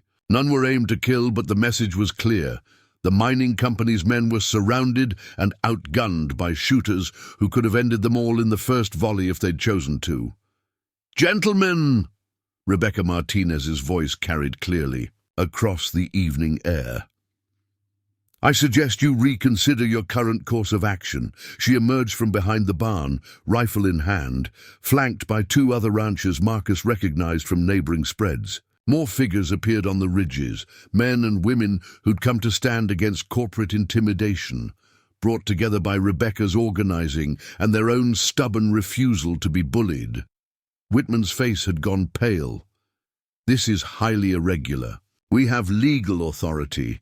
You have a piece of paper bought and paid for by men who murder their employees." Rebecca cut him off. "That doesn't impress us much out here." One of the remaining hired guns reached for his weapon, but froze when rifle barrels appeared at every window of the surrounding buildings. Someone had thought to occupy the entire ranch, turning it into a fortress with overlapping fields of fire. "How many?" Whitman whispered to Crane, who was bleeding from a scalp wound where the bullet had grazed him. 20, maybe more." Crane replied through gritted teeth, "All with good positions and better weapons than we brought." Marcus stepped down from the porch, moving with the confident stride of a man who suddenly held all the cards. "Seems like your legal authority isn't worth much when it's backed by nothing but hired guns and threats." "This isn't over," Whitman snarled, his composure finally cracking. "The mining company has resources you can't imagine. They'll bring in federal marshals, territorial troops if necessary." "Let them come," Rebecca called out. "We'll be ready." But it was Sarah's voice that cut through the tension like a blade, clear and strong, from the porch where she stood with Emma in her arms. "Mr. Whitman, I have something that might interest you and your employers." All eyes turned to her as she descended the steps, moving with a calm dignity that impressed Marcus more than any display of guns or numbers. She'd overcome her fear, found her voice in the moment when it mattered most. "What could you possibly have that would interest us?" Whitman sneered. Sarah reached into her dress and pulled out a folded packet of papers, yellowed with age and marked with official seals. "Thomas kept records, names, dates, amounts, everyone he sold information to, every secret he passed along. But more importantly," she held up a second document, "he kept records of who was buying information from the mining company as well." The blood drained from Whitman's face. "That's impossible. Thomas Mitchell was a drunk and a fool." "He was a drunk," Sarah agreed, "but he wasn't stupid. He knew the game would end eventually, and he wanted insurance when it did." She unfolded one of the papers, scanning the contents. "Fascinating reading. It seems the mining company has been selling survey information to competitors while filing false claims with the territorial government. The kind of thing that could result in federal charges for fraud and conspiracy." Crane reached for his gun again, but stopped when a dozen rifle hammers clicked back in unison. The sound carried clearly in the still evening air, a mechanical promise of death for anyone foolish enough to force the issue. "You're bluffing," Whitman said, but his voice lacked conviction. Sarah smiled, and for the first time since Marcus had met her, it reached her eyes. "Thomas may have been many things, but he was thorough when it came to covering his tracks. These documents are copies. The originals are already in the hands of a territorial judge who's very interested in mining company activities. It was a lie, but it was delivered with such quiet confidence that even Marcus almost believed it. Sarah had found her strength in the moment of greatest danger, discovered the courage that had been buried under years of abuse and fear." Whitman stared. at her for a long moment, then turned to survey the armed figures surrounding his party. The mathematical reality was inescapable. They were outnumbered, outgunned, and now potentially outmaneuvered by evidence that could destroy the mining company and everyone associated with it. "This isn't finished," he said finally, "but the threat sounded hollow." "Yes, it is," Marcus replied. "Ride out now, and maybe you can salvage something from this mess. Stay, and we'll settle things the hard way." The hired guns were already backing their horses away. Professional killers who recognized a losing proposition when they saw one.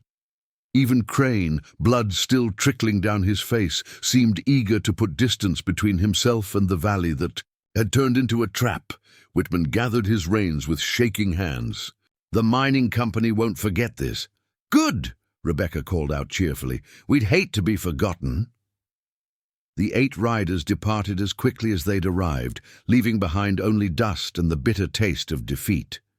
Marcus watched until they disappeared over the ridge, then turned to find Sarah standing beside him, Emma sleeping peacefully in her arms, despite the chaos that had just unfolded.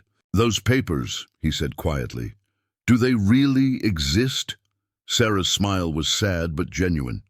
"Some of them. Thomas was paranoid enough to keep records, though not as detailed as I claimed. But the threat was real enough to make them think twice. And the judge who supposedly has copies, that part was pure fabrication. But by the time they figure that out, maybe we'll have found a real judge willing to listen." Marcus found himself laughing despite everything, a sound of relief and admiration, and something deeper that he wasn't quite ready to name. This woman who'd stood on an auction block just weeks ago had faced down armed killers with nothing but her wits and a bluff worthy of the best poker player. "Remind me never to play cards with you," he said. Sarah looked up at him, and for the first time her smile held real warmth. "I'll keep that in mind." Around them, their unexpected army began to emerge from hiding places, neighbors and friends, who'd risked everything to stand against injustice. Rebecca approached with a satisfied grin, her rifle still smoking from the warning shot that had started the rout. "Well," she said, surveying the empty yard, "that was more exciting than we usually get around here." Marcus clasped her shoulder gratefully. "I owe you more than I can ever repay." "You don't owe me anything. We all owe each other. That's what makes us neighbors instead of just strangers who happen to live close by." As the sun set behind the mountains, painting the sky in brilliant shades of orange and purple, the valley settled back into its usual, peaceful rhythm. But something had changed in those moments of confrontation, something that went beyond the simple defeat of hired guns and corporate lawyers. Sarah had found her voice. Marcus had found his purpose, and together they discovered that sometimes the most important battles aren't won with guns or money, but with ordinary people who refuse to let injustice triumph without a fight. The mining company would regroup, find new strategies, and bring different pressures to bear. But for tonight, they'd been defeated by the simple power of community, neighbors standing together, strangers choosing courage over safety, and a woman who refused to let fear silence her when justice was at stake. Emma stirred in her mother's arms, opening blue eyes that reflected the last light of day. She looked around at the faces surrounding her, Marcus, Rebecca, the ranchers and townspeople who'd come to fight for her future. And for the first time in her young life, she was surrounded by people who would protect her, not because they had to, but because they chose to. It was a good beginning. The weeks following the confrontation brought unexpected visitors to the valley, but these came with offers instead of threats. Word of the mining company's defeat had spread through the territory like wildfire, carried by traveling merchants and territorial officials who suddenly found themselves very interested in the evidence Sarah claimed to possess. Judge Harrison. Caldwell arrived on a Tuesday morning in November, his official wagon accompanied by 2 federal marshals and a territorial prosecutor. Unlike Whitman's hired guns, these men came openly, announcing their presence and requesting a formal meeting to discuss the charges against the Millfield Mining Company. Sarah stood on the porch watching their approach. Emma balanced on her hip, no longer the frightened woman who'd flinched at every sound. The past month had transformed her in ways that went far beyond simple confidence. She carried herself now like someone who discovered her own worth and refused to apologize for it. "Judge Caldwell," Marcus said, stepping out to greet the official party. "We weren't expecting territorial intervention." Caldwell was a lean man in his 60s, with silver hair and the kind of sharp eyes that missed nothing. He'd earned his reputation by being incorruptible in a territory where justice often went to the highest bidder, a quality that had made him both respected and occasionally endangered. "Mr. Wade, Mrs. Mitchell," he touched his hat to Sarah with genuine courtesy. "I've come to investigate certain allegations that have reached the territorial capital, serious allegations involving fraud, conspiracy, and possibly murder." Sarah descended the steps slowly, her movements deliberate and controlled. "What kind of allegations, Your Honor?" "The kind that could bring down a major territorial corporation and everyone associated with it." Caldwell's gaze fixed on her with penetrating intensity. "I'm told you have documentation supporting these charges." It was the moment Sarah had been dreading since her bluff had saved them all. The fictional evidence she'd claimed to possess would be exposed as nothing more than desperate lies, and with it would go any hope of justice for Thomas's death or protection from future retaliation. But instead of retreating, Sarah surprised everyone, including herself, by standing straighter and meeting the judge's gaze directly. "I have some documentation, Your Honor, but perhaps not as much as certain people have been led to believe."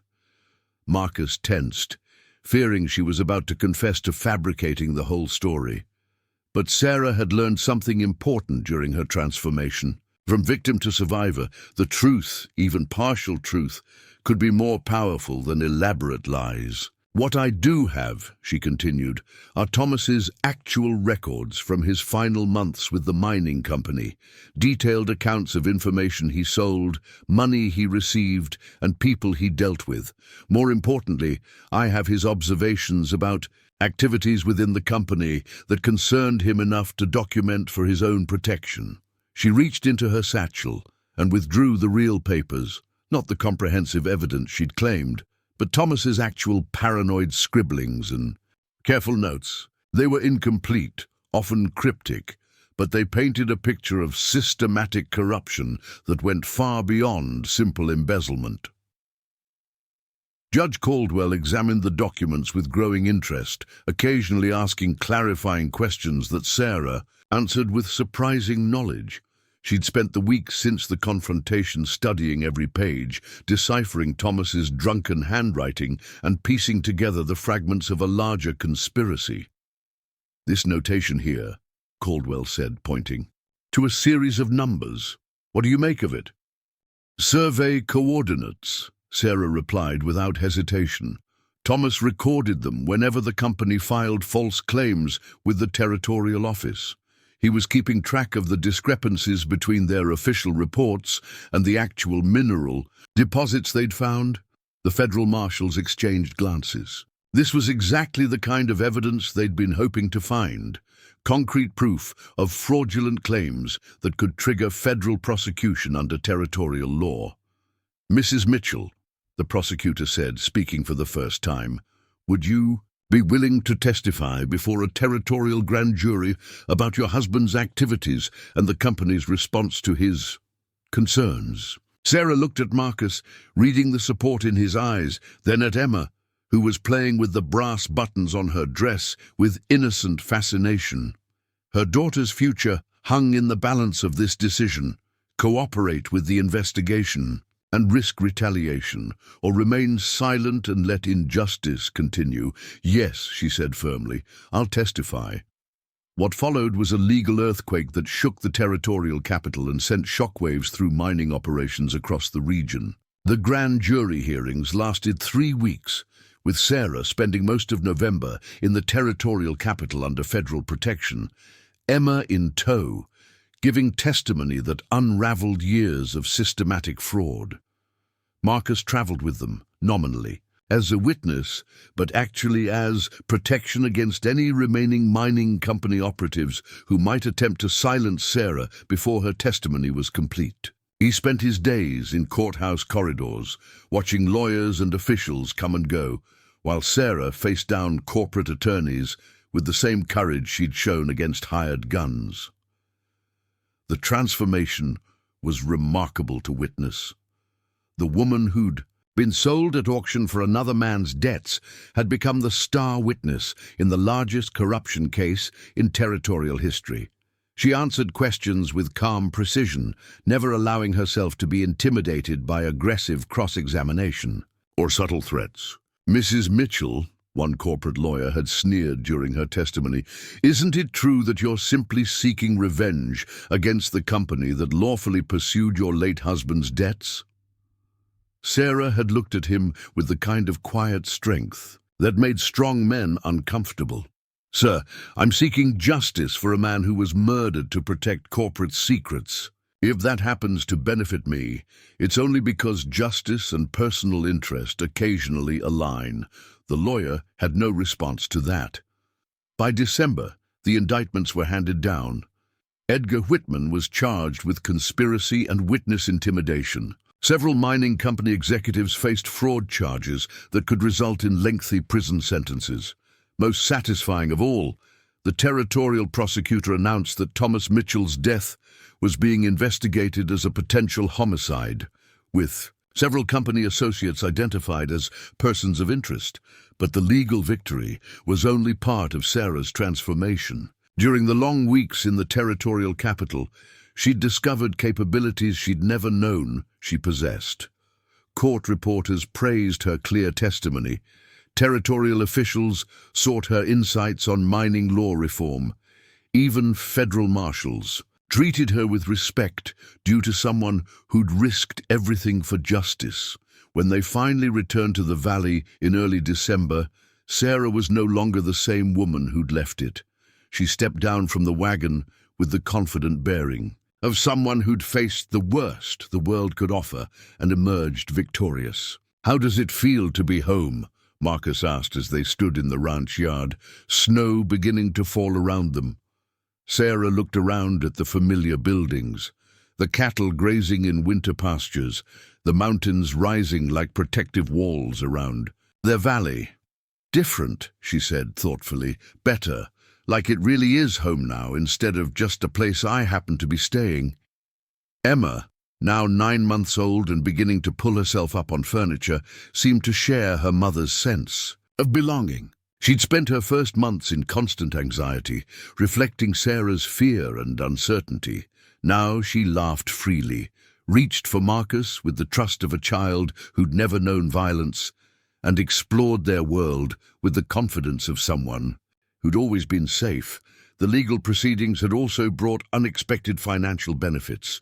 The territorial government offered Sarah a substantial reward for her cooperation in exposing the mining company's fraud. More importantly, they'd ruled that Thomas's debts were null and void, acquired through illegal means, and therefore unenforceable. Sarah was truly free for the first time since her marriage.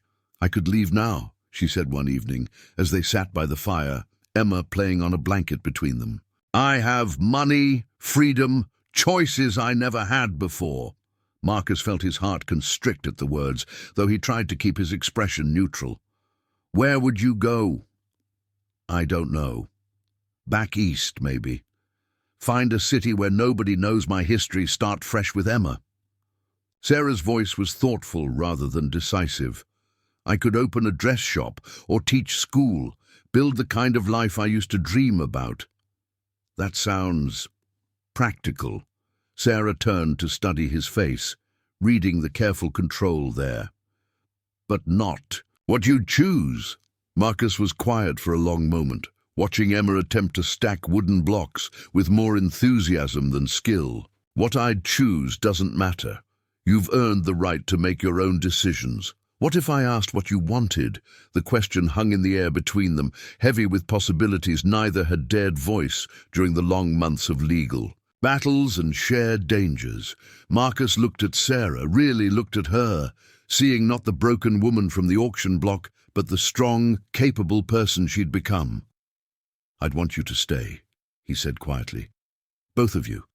Not as my indentured servant, not because of any legal obligation, but because—" He paused, struggling for words that could encompass everything that had grown between them. "Because this place feels empty when you're not here.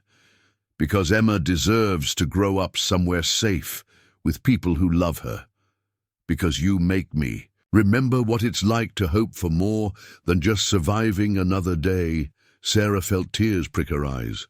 Not the bitter tears of grief and fear she'd shed so often, but something warmer and more healing. "Marcus, you don't have to answer now," he said quickly.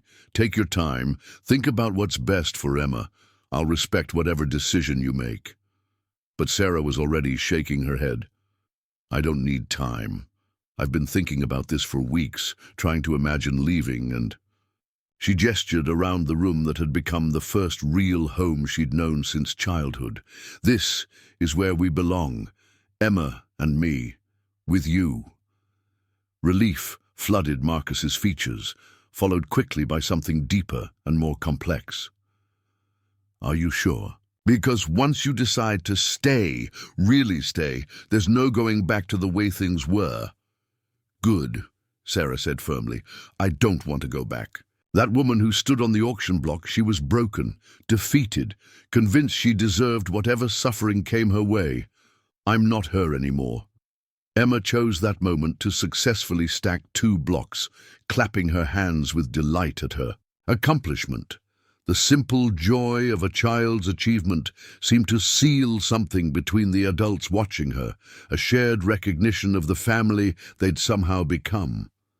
"There's something else," Marcus said, his voice uncertain. "Something I should probably mention before you make any final decisions." Sarah raised an eyebrow. "What now? More corporate lawyers? Federal investigators? Mining company assassins?" Marcus actually laughed at that. "Nothing so dramatic. It's about my brother David, the one whose room you're staying in." "What about him?" "He's coming back. Got a letter. Last week. He's been working railroad construction back east, but the job's finished and he wants to try ranching again." Marcus ran a hand through his hair nervously. "He'll need a place to stay, and there's only one spare room." Understanding dawned on Sarah's face, followed by a slow smile that transformed her features. "Marcus Wade, are you asking me to share your bedroom?" The directness of the question caught him off guard, and he felt heat rise in his cheeks like a schoolboy caught passing notes.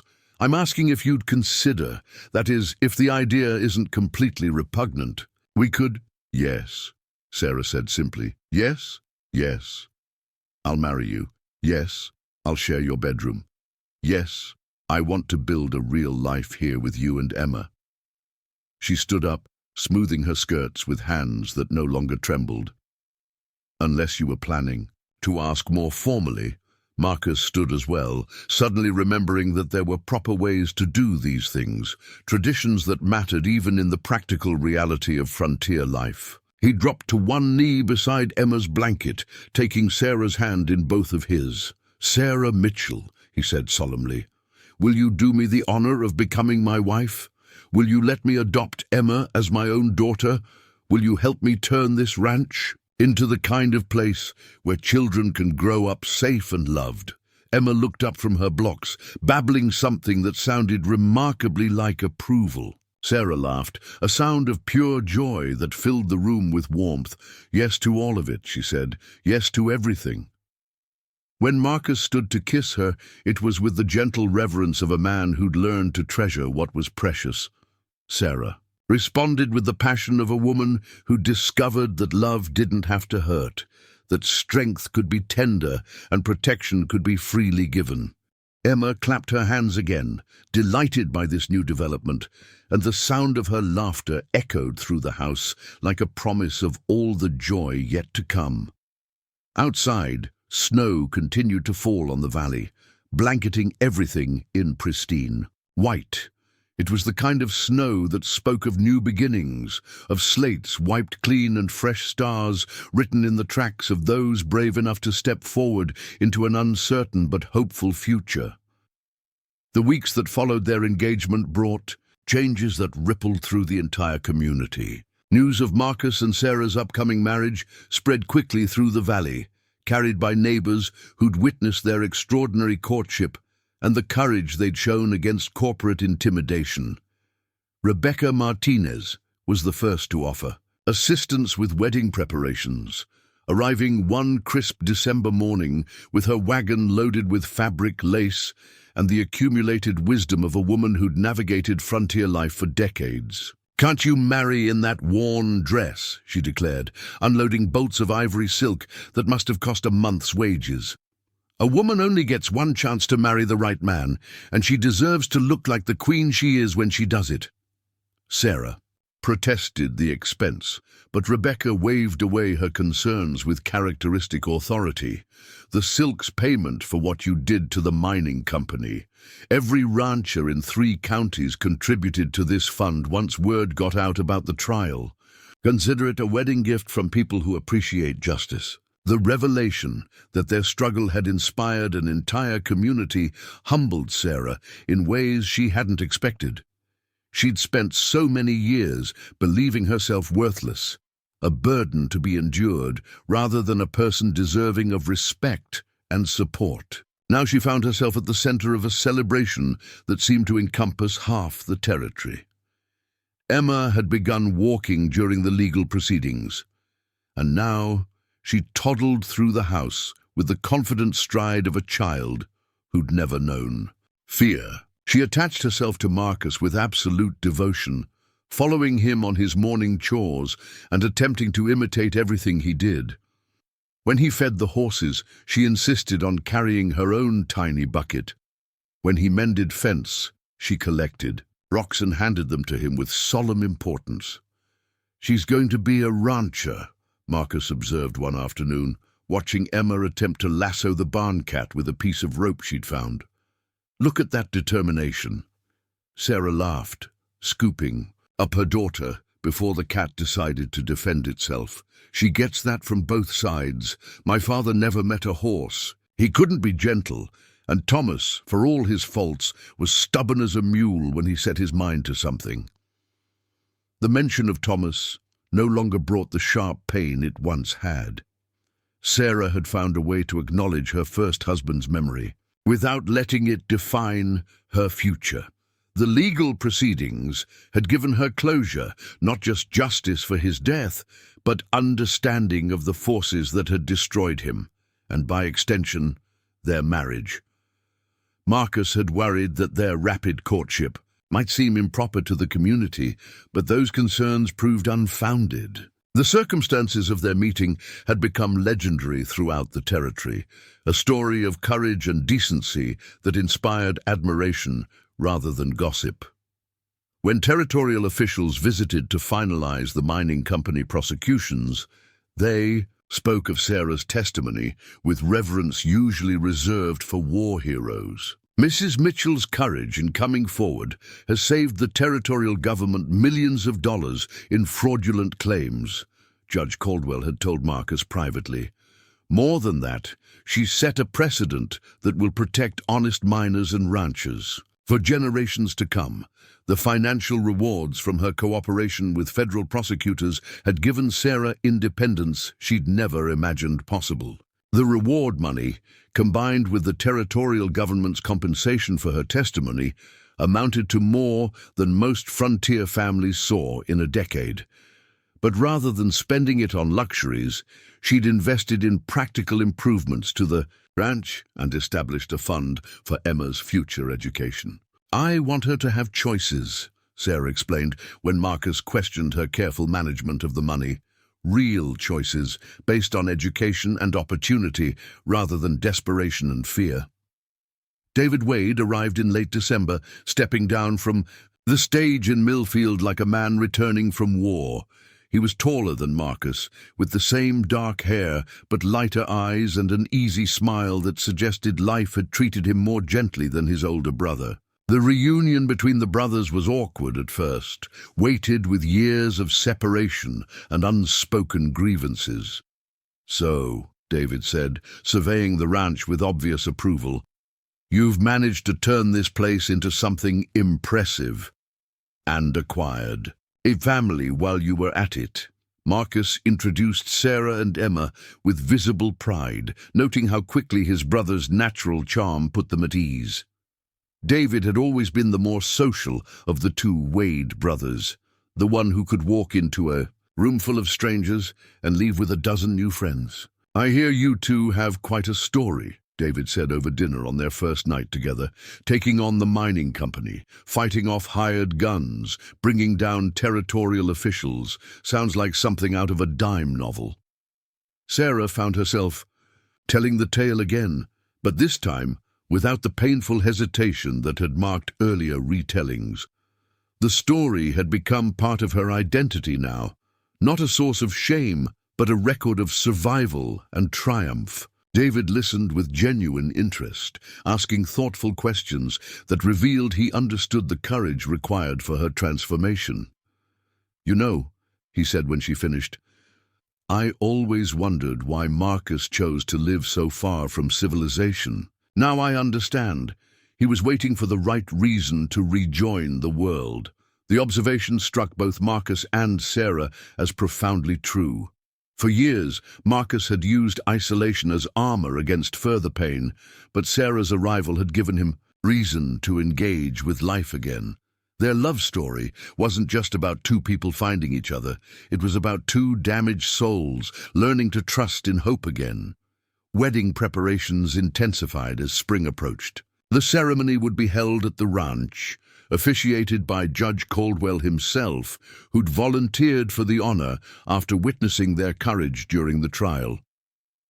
Rebecca had recruited half the valley's women to help with cooking, decorating, and organizing what was shaping up to be the largest celebration in the territory's recent history. "It's not just a wedding," Rebecca explained to anyone who'd listen. "It's a statement, a declaration that decent people can still win, that justice still matters, that love still conquers fear."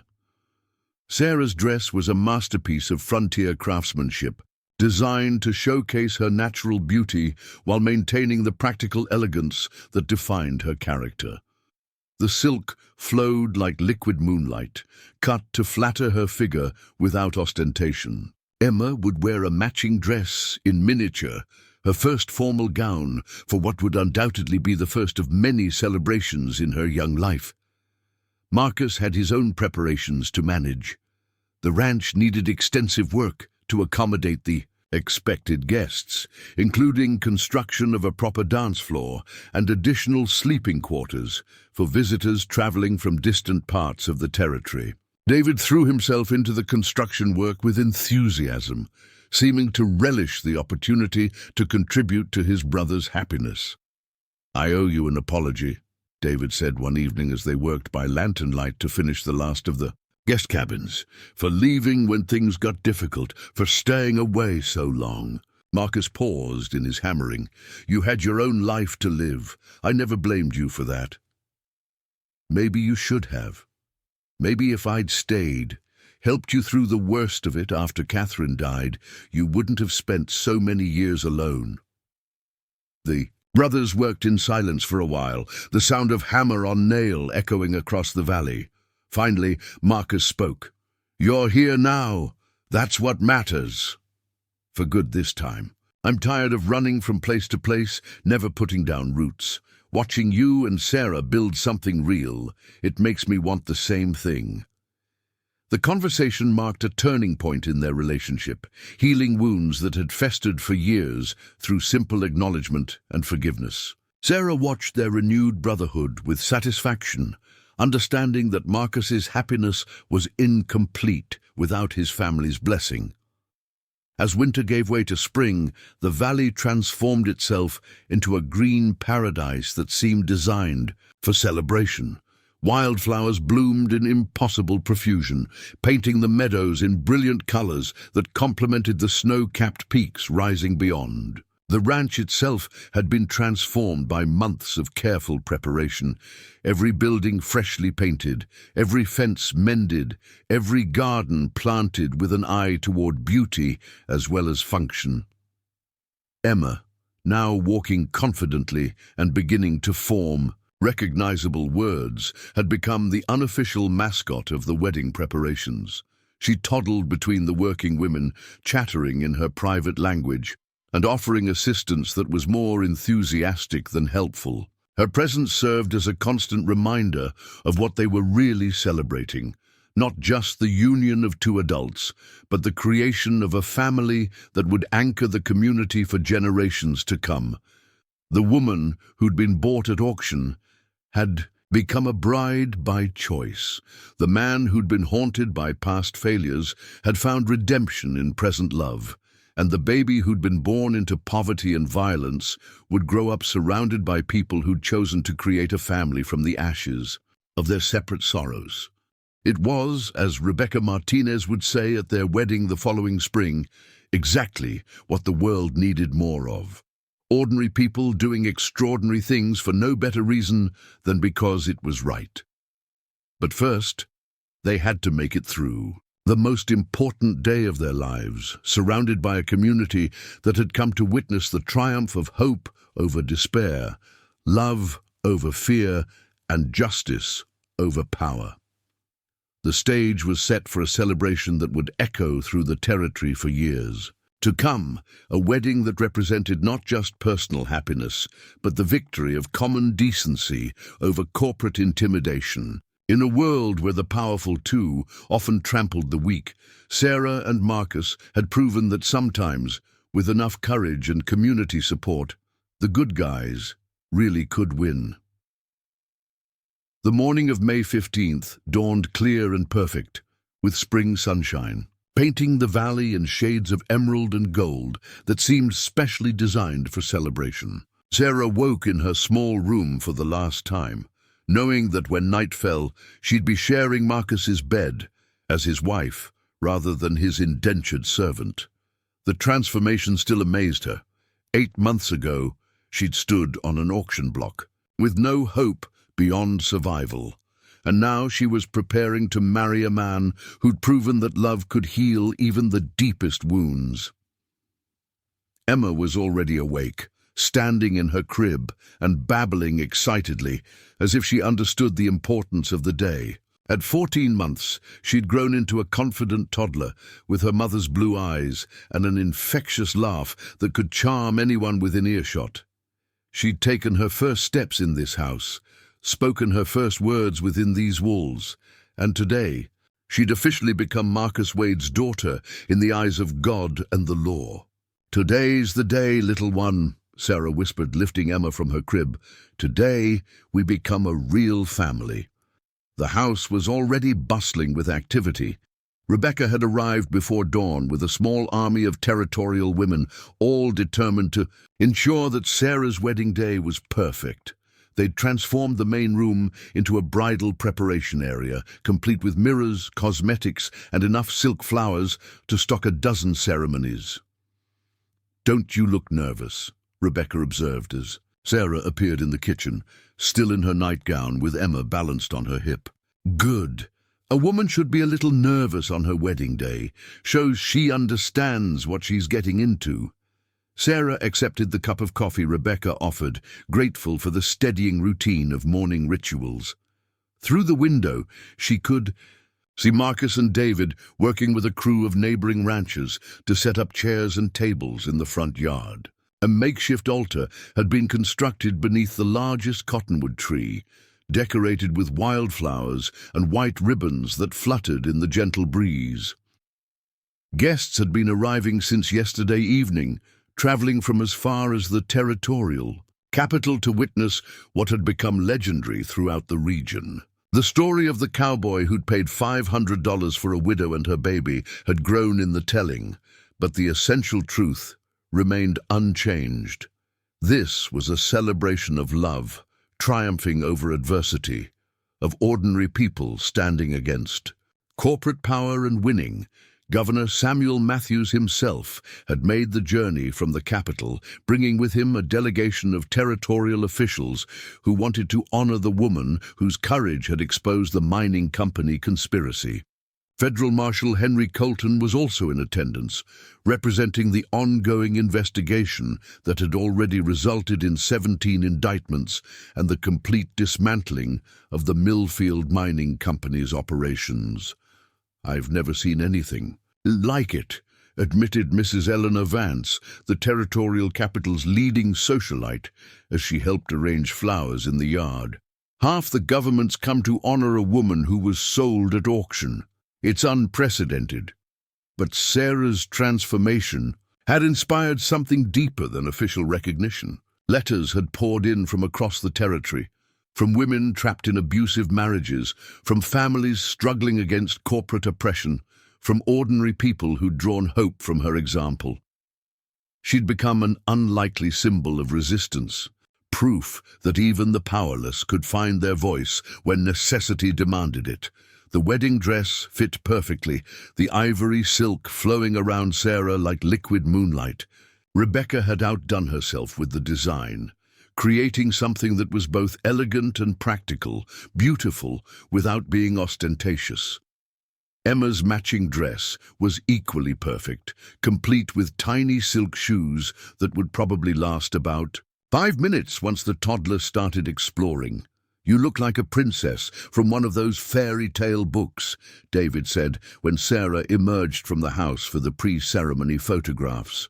The territorial newspaper had sent a photographer to document the event, understanding that this wedding represented something larger than personal happiness.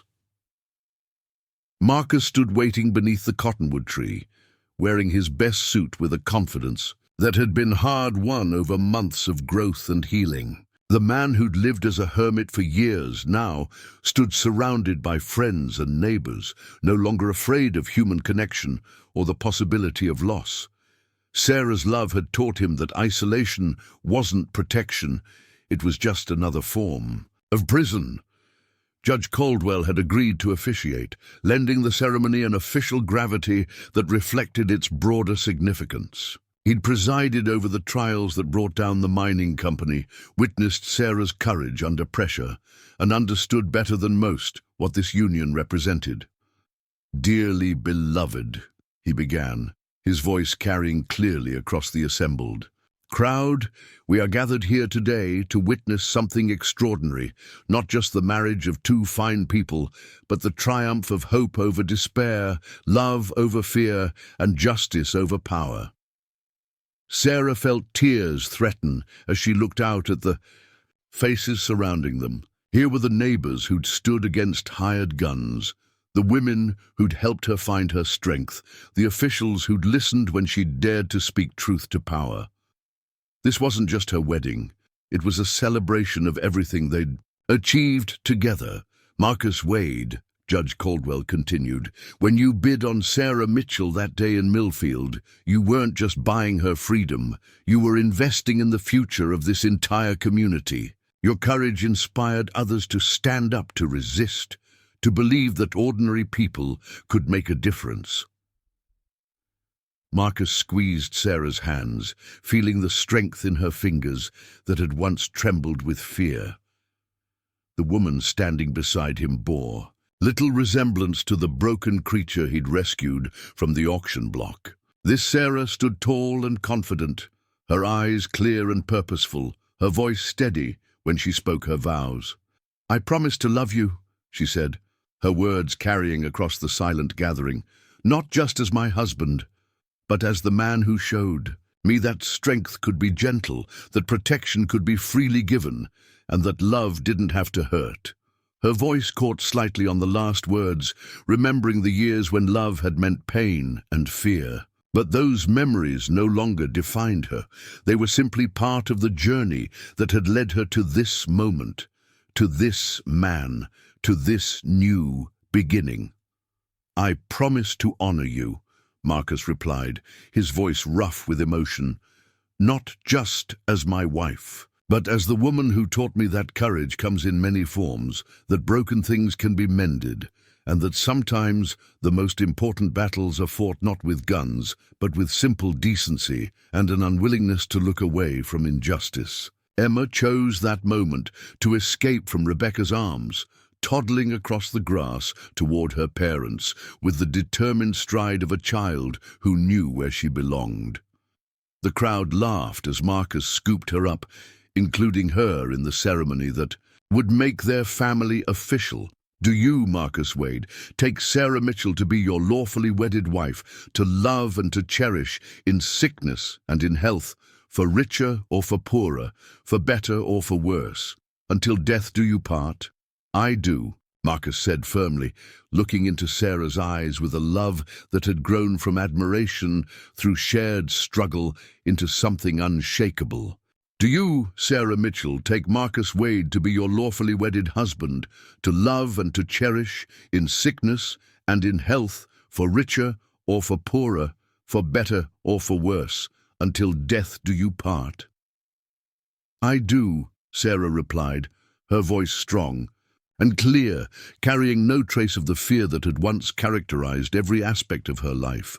And do you both promise to love and protect Emma as your own daughter, to raise her with wisdom and kindness, to give her the security and opportunity that every child deserves? We do, they said together, and Emma clapped her hands as if she understood the significance of the moment. When Judge Caldwell pronounced them husband and wife, the cheer that went up from the crowd could be heard for miles. It was more than celebration. It was validation, confirmation that good people could still win, that justice could still prevail, that love could still conquer the darkness that seemed to pervade so much of the world. The reception that followed was unlike anything the territory had ever seen. Tables groaned under the weight of food, contributed by dozens of families, each dish representing gratitude for what Sarah and Marcus had accomplished. There was music and dancing, speeches and toasts, laughter that echoed across the valley like a promise of better days to come. Governor Matthews rose to address the gathering as the sun began to set, painting the sky in brilliant shades of orange and purple. Today we celebrate more than a wedding, he said, his voice carrying the authority of his office. We celebrate the courage of ordinary citizens who refused to be intimidated, who stood up to corruption and won, who proved that our territorial government serves the people rather than the corporations. He paused, looking directly at Sarah, who sat at the head table with Emma on her lap and Marcus's arm around her shoulders. Mrs. Wade, and I'm proud to call you that now, your testimony didn't just bring down a corrupt corporation. It reminded all of us why we came to this territory in the first place, to build something better, to create communities where justice matters more than profit, where courage is honored more than wealth. The applause was thunderous, but it was Federal Marshal Colton's announcement that brought tears to many eyes. I'm pleased to inform you all that the federal investigation initiated by Mrs. Wade's testimony has recovered over $2 million in fraudulent mining claims.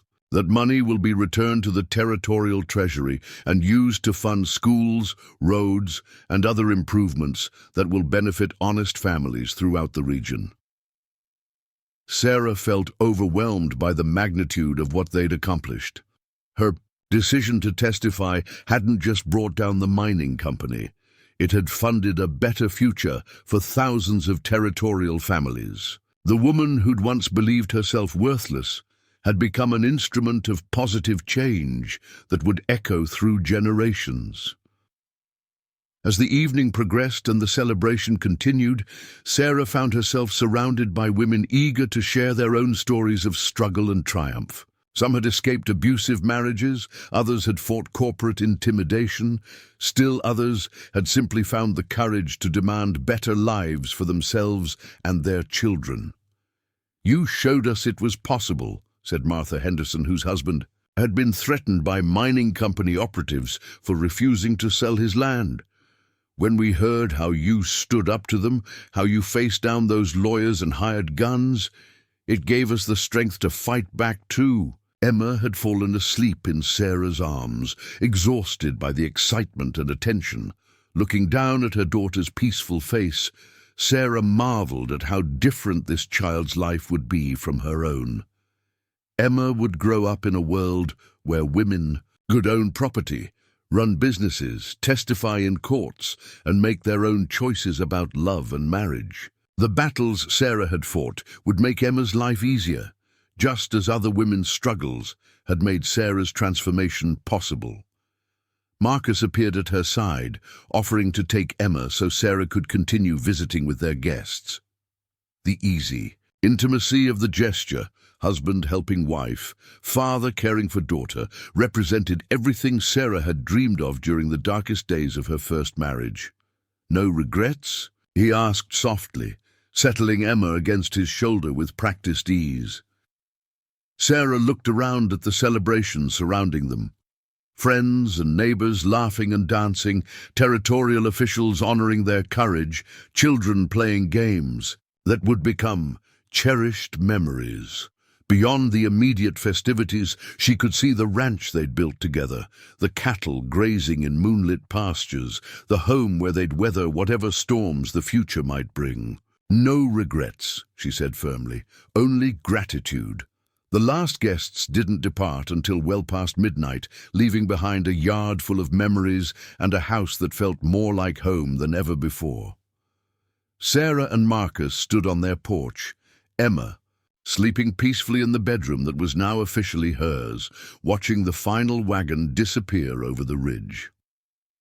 "So," Marcus said, slipping his arm around his wife's waist, "how does it feel to be Mrs. Wade?" Sarah leaned into his embrace, feeling the solid strength that had anchored her through the most difficult period of her life. "It feels like coming home," she said simply, "like everything that came before was just preparation for this moment, this life, this family." Above them, stars wheeled in their ancient patterns, indifferent to human struggles, but somehow blessing. This small corner of the world where love had triumphed over fear, where justice had prevailed over power, and where a family had been forged from the ashes of broken dreams. The woman who'd been sold at auction had become a territorial hero. The man who'd paid for her freedom had found his own liberation in love. The baby who'd been born into poverty and violence would inherit a legacy of courage and community that would shape her entire life. In years to come, the story would be told and retold throughout the territory, how a cowboy's simple act of decency had sparked a revolution, how a widow's courage had brought down corruption, how ordinary people had proven that sometimes, against all odds, the good guys really could win. But the immediate impact was far more personal and tangible. Within weeks of the wedding, Sarah began receiving letters from women across the territory and beyond, each sharing their own stories of struggle and seeking guidance from someone who'd found the strength to fight back against seemingly impossible odds. One letter came from a young woman in Colorado whose husband had died in a mining accident, leaving her with 3 children and debts she couldn't pay. "I read about you in the territorial newspaper," she wrote. "I'm facing my own auction next month. I don't have your courage, but maybe I can find it if I know someone else survived this nightmare and came out stronger." Sarah spent hours crafting her response, drawing on hard-won wisdom to offer practical advice about legal rights, emotional survival, and the importance of community support. It was the first of dozens of such letters, each representing a life that could be changed by the simple knowledge that transformation was possible. Marcus watched his wife's correspondence with growing admiration. The woman who'd once feared her own shadow was now counseling others through their darkest moments, using her own experience as a lighthouse for those lost in similar storms. Her fame as a territorial hero had given her a platform she was using to help others, turning personal triumph into public service. "You should write a book," David suggested one evening as Sarah worked by lamplight, responding to another batch of letters. Your story could help thousands of women who'll never have the chance to meet you personally. The idea took root slowly, growing into a project that would consume Sarah's winter evenings for years to come. She began documenting not just her own experiences, but the broader patterns of abuse and exploitation she'd observed, the legal remedies available to victims, and the community networks that could provide support when individual courage wasn't enough. The book, when it was finally published 3 years later, would become required reading in territorial schools and a bestseller throughout the frontier regions. But its most important impact was on isolated women who discovered they weren't alone, that others had faced similar challenges and survived to build better lives. Emma grew into her new life with the adaptability of the very young, but also with a security that had been missing from her earliest months. She toddled through the ranch with the confidence of a child who'd never known hunger or fear, whose laughter echoed through rooms that had once been silent with loneliness. Her vocabulary expanded daily, and her first clear word was "Papa," directed at Marcus with such obvious affection that it brought tears to grown men's eyes. The legal aftermath of the mining company scandal continued for years, but it brought unexpected benefits to the entire region. The federal investigation Sarah's testimony had triggered revealed corruption that extended far beyond a single corporation, encompassing territorial officials, federal appointees, and business leaders throughout the region. The resulting reforms transformed territorial governance, establishing new protections for workers, families, and small landowners. Rebecca Martinez, emboldened by their success, launched her own campaign against unfair business practices, eventually being elected to the territorial legislature on a platform of corporate accountability and workers' rights. Her victory was seen as a direct result of the courage Sarah and Marcus had shown in standing up to the mining company. "You started something bigger than you realized," Rebecca told Sarah during one of her frequent visits to the ranch. "Every woman who runs for office, every worker who demands fair treatment, every family that refuses to be intimidated, they're all following the path you carved when you decided to fight back." The ranch itself prospered under their combined efforts. Sarah's knowledge of horse breeding, combined with Marcus's experience with cattle and David's enthusiasm for new farming techniques, transformed their modest operation into one of the most successful in the territory. The Arabian mare, Dancer, became the foundation of a breeding program that produced horses sought after by cavalry units and wealthy buyers throughout the region. More importantly, their success enabled them to help others facing similar challenges.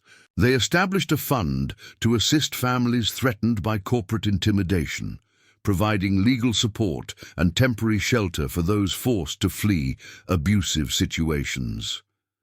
The ranch became an unofficial stop on what Sarah privately called the Freedom Trail, a network of safe houses and supportive communities that helped vulnerable people escape exploitation. Emma's second birthday was celebrated with another community gathering, smaller than the wedding, but no less meaningful. She'd grown into a bright, fearless child who charmed everyone she met. Her adoption papers had been finalized months earlier, making her legally and officially Marcus Wade's daughter. But the bonds between them had been forged through daily acts of love and care.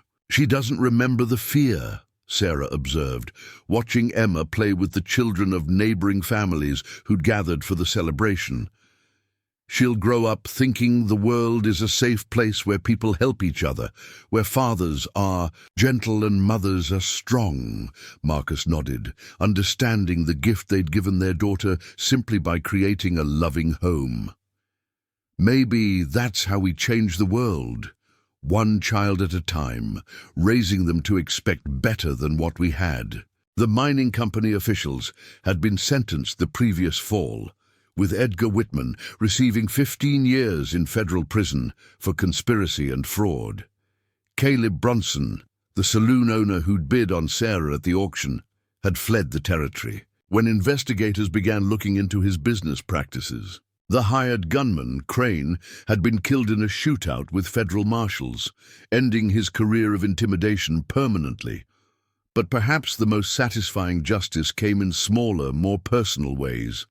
Thomas Mitchell's debts had been officially declared fraudulent and void, clearing Sarah's name from all legal obligations. More importantly, the investigation had uncovered evidence of his murder, leading to charges against 3 mining company supervisors who'd killed him to prevent his testimony about their illegal activities. He wasn't a good husband, Sarah said when the news reached them, but he didn't deserve to die for their greed. At least now his death has meaning. It helped expose the whole conspiracy. Sarah's 3rd pregnancy was announced quietly, shared, first with Emma, who was delighted at the prospect of becoming a big sister. The news spread through their extended community like ripples on a pond, bringing congratulations and offers of assistance from dozens of families who considered themselves part of the Wade family's larger story. This baby will be born into freedom, Sarah reflected, resting her hand on her growing belly. No debts, no fears, no uncertainty about the future, just love and security and infinite possibility. Marcus found himself marveling at the changes 3 years had brought. The isolated hermit who'd avoided human contact had become the center of a thriving community, surrounded by friends and family who'd been drawn together by shared values and mutual support. His ranch had become a gathering place for people seeking justice, hope, and proof that ordinary decency could triumph over institutional corruption. Emma's language skills had exploded with typical toddler enthusiasm, and she'd begun asking questions about everything around her. Her favorite bedtime story wasn't from any book, but the tale of how Mama and Papa had found each other, how they'd fought the bad men who wanted to hurt people, and how their love had made their family strong. "Tell about the auction," she'd demand, curled between her parents in their bed during thunderstorms or after nightmares. "Tell about Papa saving Mama and me." Marcus and Sarah had learned to tell the story in age-appropriate ways, emphasizing the heroic elements, while avoiding the darker details Emma wasn't ready to understand.